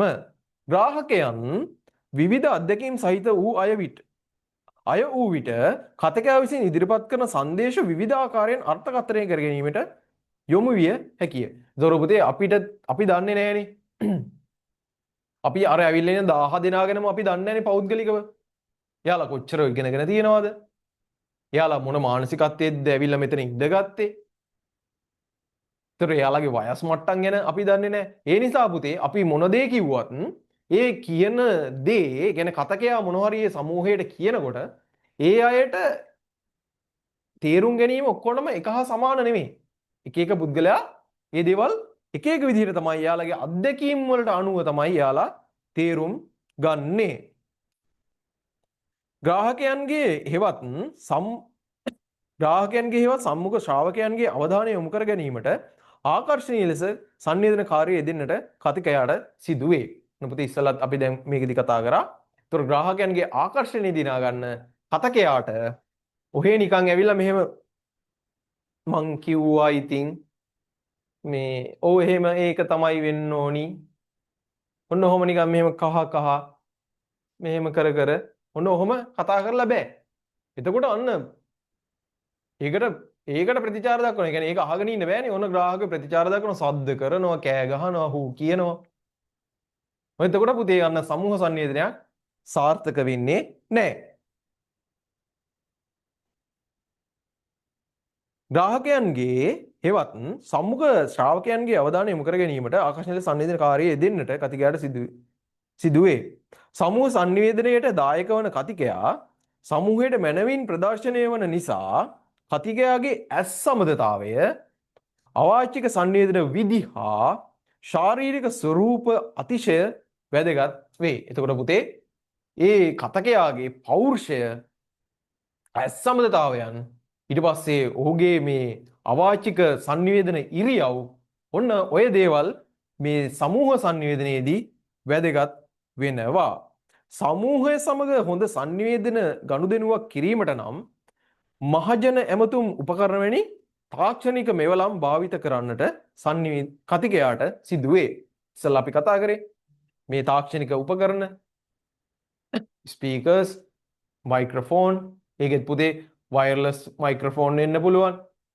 ඒ කියන්නේ වයර් එක සහිත ඊට පස්සේ වයර්ලස් වයර් එක නැති ඔන්න ඔය විදිහට මේ sannivedana උපකරණ වෙනස් වෙන්න පුළුවන්. එතකොට ස්ක්‍රීන් එකක් දාන්න පුළුවන් සමහර විට. අර දැන් තියෙන ඩිජිටල් ස්ක්‍රීන් එකක් දාලා ප්‍රක්ෂේපණ යන්ත්‍රයක් නැතුව ප්‍රොජෙක්ටර් එකක් නැතුව ප්‍රක්ෂේපණ යන්ත්‍රයක් නැතුව ඩිජිටල් ස්ක්‍රීන් එකක් දාලා පෙන්වන්නත් පුළුවන්. නැත්තම් ප්‍රොජෙක්ටර් එකක් දාලා අපිට ස්ලයිඩ් එහෙම පෙන්වන්න එහෙම හැකියාවක් තියෙනවා. අපේ තියෙන කම්පියුටර් එක පරිගණකයේ අරන් ගිහිල්ලා ඔන්න ඒ විදිහට ඒ සමූහයට අදාළ විදිහට අපිට sannivedana කිරීමේ හැකියාව තියෙනවා. සමූහය සමග හොඳ sannivedana ගනුදෙනුවක් කිරීමට ඔන්න එතකොට මහජන ඇමතුම් උපකරණ කියලා කියන්නේ ඔන්න ඔය වගේ දේවල් තාක්ෂණික මෙවලම් භාවිතා කරන්නට කතිකයාට සිදු වෙනවා. කතිකයා විසින් ඉදිරිපත් කරන සංදේශය වඩා තහවුරු කර ගැනීම සඳහා ශ්‍රව්‍ය හා දෘශ්‍ය තාක්ෂණික මෙවලම් යොදා ගන්නට සිදුවේ. ඔන්න පුතේ දැන් මොකක් හරි දෙයක් ගැන පැහැදිලි කරනකොට අර ලොකු සමූහයට නිකන් කටින් කියනට වැඩිය පුතේ දැන් අපි හිතමුකෝ අත්කම් නිර්මාණයක් ගැන තමයි මේ සමූහය දැනුවත් කරන්නේ. මොකක් හරි දැන් අපි මූලික පාඩම් වලින් බැලුවා නේද කඩදාසි නිර්මාණය කරගන්නේ කොහොමද කියලා. ඔය දැන් අපි හිතමුකෝ ඔන්න කඩදාසි නිර්මාණය කර ගැනීම තමයි මෙයා මේ කියලා දෙන්න හදන්නේ මේ ප්‍රජාවට. මෙයාලගේ මේ ආර්ථික මට්ටම නගා හිටවන්න තමයි මේ සමූහයට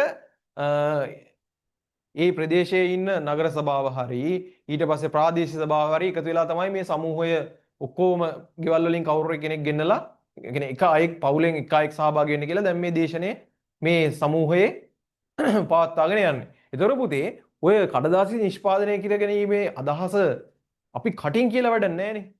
කියන්නේ කටින් කිව්වා කියලා ඒකේ තේරුමක් නැහැ. එහෙනම් අපි ඒවා පෙන්වන්න ඕන. පියවරෙන් පියවර කඩදාසි හදන විදිය අර මාන පදුර වලින් හැදුවේ. මේ මාන පදුර වලින් හදනකොට අපි ඒක පියවරෙන් පියවර පෙන්වන්න ඕන. අන්න ඒ වගේ වෙලාවට අපිට පුළුවන් අර දෘශ්‍ය ශ්‍රව්‍ය කියන දෙකම කටින් කියනකොට ඔන්න මේ පැත්තෙන් ස්ලයිඩ් එක නැත්තම් ඩිජිටල් ස්ක්‍රීන් එක අපිට මේක දාලා පෙන්වන්න පුළුවන්. ඔන්න ඒක තමයි කතිකයා විසින් ඉදිරිපත් කරන සංදේශ වඩා තහවුරු කිරීම සඳහා ශ්‍රව්‍ය හා දෘශ්‍ය තාක්ෂණික මෙවලම් යොදා ගන්නට සිදුවේ. ග්‍රාහක ආකර්ෂණය අඛණ්ඩව පවත්වාගෙන යන්නට සුවිශේෂී ලෙස සිය කතන නිපුණතාව යොදා ගන්නට සංවේදකයාට සිදුවේ. නැත්නම් නායකයාට සංවේදකයාට ඔන්න එතකොට කතන නිපුණතාවයන් තිබීමටත් අවශ්‍ය වෙනවා. මේ කරුණු 10 පැහැදිලි පුතේ? ඔව් සර්. හරි. ඊට පස්සේ බලමු එහෙනම් දෙවෙනි මාතෘකාව සමූහය හා කතිකයා අතර සම්බන්ධය. බලමු. සමූහය හා කතිකයා අතර සම්බන්ධය. සමූහයක් ඉදිරියේ sannivedana කාර්යයේ යෙදෙන්නා සංවේදකයා ලෙස හැඳින්වේ. අවස්ථානුකූලව ඒ සඳහා විශේෂිත නාමද යොදා ගනු ලැබේ. ඔන්න පුතේ සංවේදකයාට අවස්ථානුකූලවදී ඔන්න දැන් සමූහයක් අතර කියලා කියන්නේ සමූහයක් කියලා කියන්නේ කණ්ඩායමක්නේ. ඒතර මේ කණ්ඩායමේ sannivedanයේ යෙදෙන මේ නායකයාට එහෙම නැත්නම් sannivedakayaට විශේෂිත වූ නාමයන් විශේෂ අවස්ථාවලදී ලබා දෙනවා. පන්ති කාමරයේදී ගුරුතුමා හෝ ගුරුතුමිය. වෛද්‍ය සම්මන්ත්‍රණයකදී දැන් වෛද්‍ය සම්මන්ත්‍රණයක දෙන්න ඕනේ. වෛද්‍ය උපදෙස් දෙන්න වෛද්‍යවරයෙක්නේ. එතකොට ඔන්න එතනදී වෛද්‍යවරයා. ප්‍රදේශයේ ලොකු සෞඛ්‍ය වැඩසටහනක් පවත්වනවා. එතකොට මේ සෞඛ්‍ය වැඩසටහනේදී හිතන්නකො ඔය තියෙනවනේ මොනවා හරි වසංගත වසූරිය වගේ මොකක් හරි ලෙඩක් හැදිලා. එතකොට මේ වසූරිය නවත්තන්න නම් මේකට උපදෙස් දෙන්න ඇවිල්ලා හරියන්නේ නැහැ නේ පුතේ. මේ වෙන කෙනෙක්. ඒ ගැන දන්න වෛද්‍යවරයෙක් තමයි එන්න ඕනේ. එතකොට එතනදී ඔන්න වෛද්‍යවරයා තමයි sannivedakaya නැත්තම් නායකයා වෙන්නේ. ආගමික දේශනයකදී. ඔන්න එතෙන්ට වෛද්‍යවරයෙක් ඇවිල්ලා බෑනේ පුතේ. ඔන්න එතෙන්ට එන්න ඕන ස්වාමින් වහන්සේ හෝ පූජකතුමා. දේශපාලන රැස්වීමකදී දේශපාලඥයා ගොවි සම්මන්ත්‍රණයකදී කෘෂි උපදේශක ආදී වශයෙන්ි. ඔන්න ඔය විදිහට පුතේ එතකොට මේ සමූහයේ මේ sannivedakaya එහෙම නැත්නම් කතිකයා නැත්නම් නායකයා වෙනස් වෙන්න පුළුවන් සමූහයේ අරමුණට සාපේක්ෂව. මෙවැනි සමූහ sannivedana අවස්ථාවන්ට සහභාගී වන්නන් හා sannivedakaya එකිනෙක හඳුනා ගන්නන් නොහඳුනා ගන්නන් හෝ විය හැකිය. එතකොට පුතේ මේ එකතු වෙන මේ සමූහ sannivedanයට එන අය සමහර ග්‍රාහකයා දන්නෙත් නැහැ sannivedakaya දන්නෙත් නැහැ. එක්කෝ දන්නවා එක්කෝ දැනගෙන ඉන්නත් පුළුවන්. නැත්තම් කවදාවත් දැකලා නැති අය කෙනෙක් එනවා වෙන්නත් පුළුවන්. ඒක තමයි කියන්නේ මෙවැනි සමූහ sannivedana අවස්ථාවන්ට සහභාගී වන්නන් හා sannivedakaya එකිනෙකා හඳුනන්නන් හෝ නොහඳුනන්නන් විය හැකියි. කියන්නේ දැනගෙන ඉන්නත් පුළුවන් මේ පුද්ගලයා තමයි කියලා නැත්තම් මේ ග්‍රාහකයා sannivedakaya නොදැන ඉන්නත් පුළුවනි. හඳුනන්නන් වූ විට sannivedakayට යම් තරමක පහසුවක් ලැබෙන්නේ අසන්නන්ගේ ගති ලක්ෂණ යම් පමණකට දන්නා හේයිනි. කියන්නේ පුතේ කවදාවත් දැකලා නැති කෙනෙක් නම්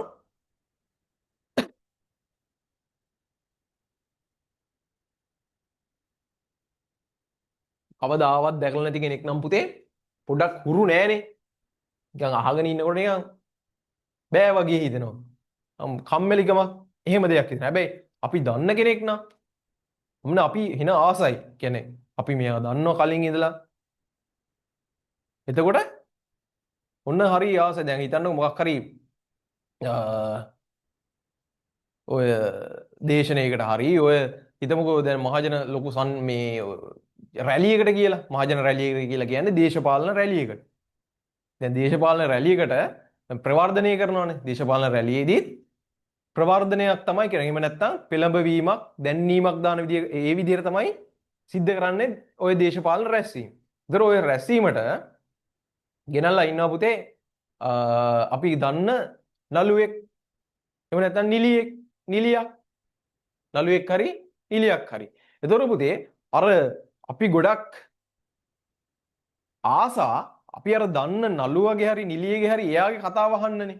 එතන අර නොදන්න පිරිස් සමහර වෙලාවට දේශපාලඥයෝ ඇවිල්ලා කතා කරත් අපිට ඒක වැඩි දැනෙන්නේ නැහැ. එතන ඉන්න ග්‍රාහකයන්ට මම හිටියා කියලා හිතන්නකො. දැන් මට එහෙම දැනෙන්නේ නැහැ. උනට අර අපි හොඳට දන්න නළුවෙක් ඇවිල්ලා කතා කරොත් පොඩ්ඩක් අපි ඒක අහගෙන ඉන්නවා. මොකද්ද මේ කියන්නේ කියලා. අන්න ඒක තමයි කියන්නේ හඳුනන්නන් වූ විට sannivedakayට යම් තරමක හඳුනන්නා වූ විට sannivedakaya යම් තරමකට පහසුවක් ලැබෙන්නේ අසන්නන් ගති ලක්ෂණ යම් පමණකට දන්නා හේයිනි. කියන්නේ පුතේ ඒක sannivedakayටත් එහෙමයි. මොන sannivedakaya ග්‍රාහකයා ගැන දන්නවා නම් sannivedakayට අත්දැකීමක් තියෙනවා මේ ග්‍රාහකයන් කවුද ඉන්නේ කියලා. ඒතකොට sannivedakayටත් පුළුවන් කියන්නේ ග්‍රාහකයා අඳුරනවා නම් sannivedakayටත් හැකියාවක් තියෙනවා. මොකද ඔහුව දන්නවා. කියන්නේ ඔහු ගැන අත්දැකීමක් තියෙනවා. මෙයාට මම මොනවද කතා කරන්න ඕනේ? මොන වගේ දේවල්ද? මං කියන්න ඕනේ නැත්තේ මොන වගේ දේවල්ද? ඒතකොට මම මෙයාට කියන්න ඕනේ මොන ශෛලයකින්ද? මම මෙයාලට මේ දේවල් කියන්නේ උදාහරණ විදිහට කියලා දෙන්න නම් මම මොන වගේ උදාහරණද ගන්න ඕනි? ඔන්න ඔය දේවල් පුතේ දැන් sannivedakayට ග්‍රාහකයා ගැන තේරුමක් තියෙනවනම් ඔන්න ඔහුටත් ලේසි ඒ sannivedanaya සිද්ධ කරන්න. ඒ ග්‍රාහකයා ගැන යම්කිසි අවබෝධයක් තියෙනවා.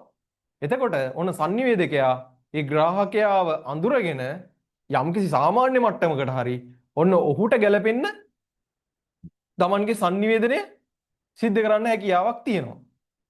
ග්‍රාහකයාටත් ඒ වගේ. අපිටත් අපි දන්න කෙනෙක් නම් අපිට කතා කරනකොට අපි ආසයි.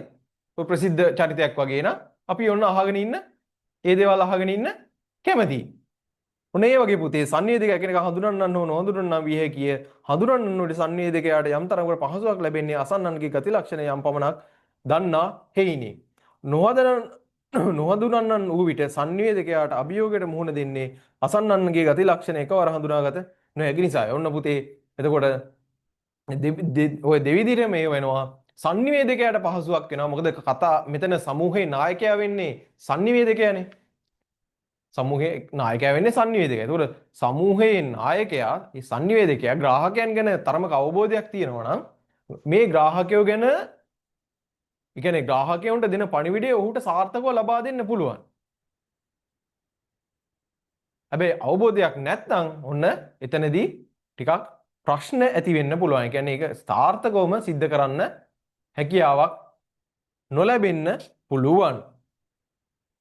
සමූහ සංවේදන ක්‍රියාවලියේදී සමූහය හා ඉදිරිපත් කරන්නා අතර සම්බන්ධය ගොඩනැංවීමට පහත සඳහන් සාධක අවස්ථානුකූලව හිතකර හෝ අහිතකර හෝ ලෙස බලපායි. බලමු පුතේ. සහභාගියන්ගේ පෞද්ගලික අරමුණු හා අපේක්ෂා. සහභාගිකයන්ගේ සාක්ෂරතා මට්ටම. මේ සහභාගියන්ගේ කියලා කියන්නේ මේ ඇවිල්ලා ඉන්න මේ දේශනයේදී මේ ඇවිල්ලා ඉන්න ග්‍රාහකයන්. පෞද්ගලික අරමුණු හා අපේක්ෂා. ඊට පස්සේ ඔවුන්ගේ සාක්ෂරතා මට්ටම. පෞද්ගලික අත්දැකීම්. කියන්නේ ඔවුන්ගේ අත්දැකීම් පසුතලය. සංවේදනයේ සිදුවන වේලාව, ස්ථානය, ආසන සැලැස්ම හා භෞතික පරිසරය. කතන සංවේදනයේහි දක්ෂම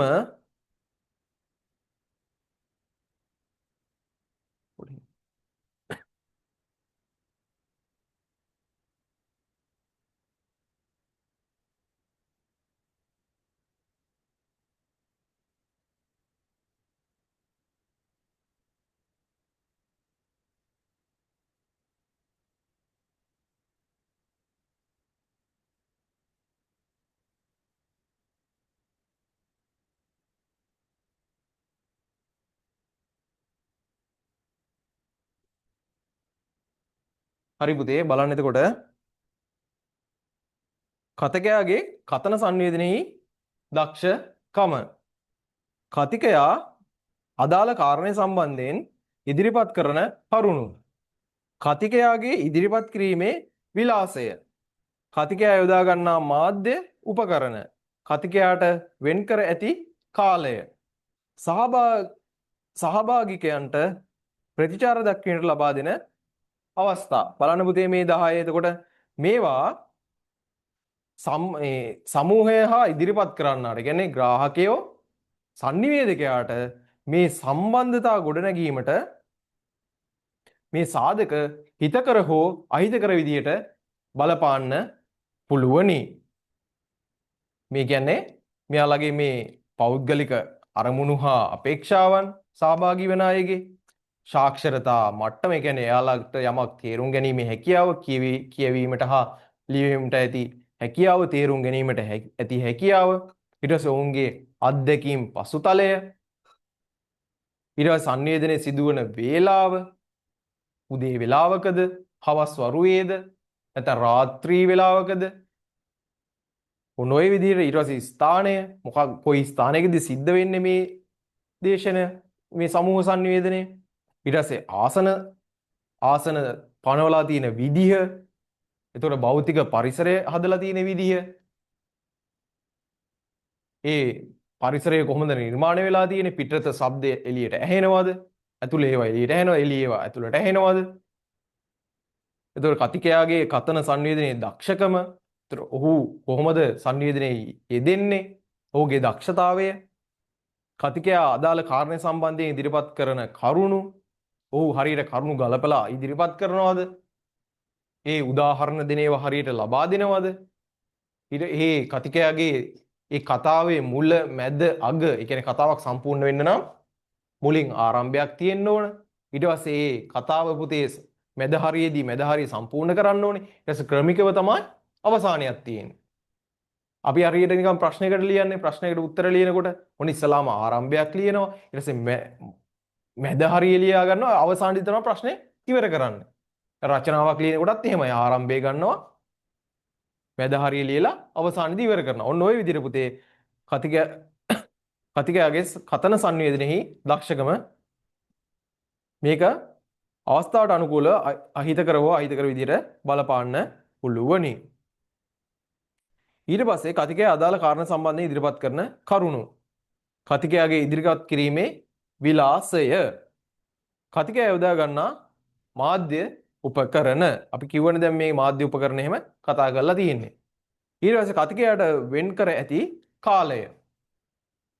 කොච්චර කාලයක් යොදාගෙනද වෙන් කරලාද කතිකයාට තියෙන්නේ කියලා. සහභාගිකයන්ට ප්‍රතිචාර දැක්වීමට ලබා දෙන අවස්ථාව. ඒ කියන්නේ මේ සමූහ සංවේදනය සිද්ධ කරනකොට පුතේ ඒ සමූහයේ ඉන්න පුද්ගලයන්ට ඒ සහභාගී වෙන ග්‍රාහකයන්ට ප්‍රතිචාර දැක්වීමට ලබා දෙන අවස්ථාව. මේක තේරුණාද පුතේ මේ පාඩම මේ මාතෘකාව?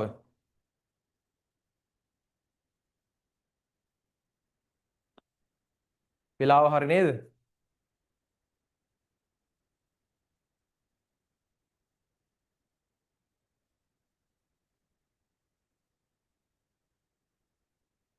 පුතා ඉන්නව නේද? ඔව් සර්. 10යි වෙලාවනේ. වෙලාව හරි. පුතේ මේ එන සතිය දවසට දැන් හෙට බැරි වෙයි අනිද්දා හෝ ඊළඟ සතියේ. ආයෙත් මෙතන ඉඳලා මේ එකේ ඉඳලාම කරගෙන යමු. කොහොමද දැන් මේ සතිය ඉවර වෙන්න කලින් මේ පාඩම ඉවර කරමු ඈ. තව පොඩ්ඩයි දින මේවා ටික. දැන් මන් ගිය සතියේත් කිව්ව කොහොම හරි ඉවර කරමු කියලා නේ.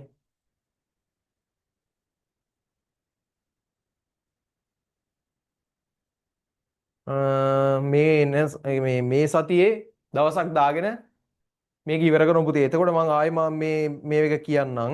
මේක තේරුණාද මේ අන්තිමටම කතා කරපු ටික? සමූහ ඔව් සංවේදන සර්. ක්‍රියාව මේක තේරුණාද? එතන ඉඳලා ඉතින් ලබන සතියේ කරන්නම් මම. හරි පුතේ එහෙනම් good night. ප්‍රශ්න වලට good උත්තර night ලිව්වද? sir. තව සර් අන්තිම PDF එක විතරයි ලියන්න තියෙන්නේ. හරි පුතේ එහෙනම් මං මේ ප්‍රශ්න ටිකත් එවන්නම්. හරි හරි පුතේ සර්. එහෙනම් thank you sir. හරි good night. good night sir.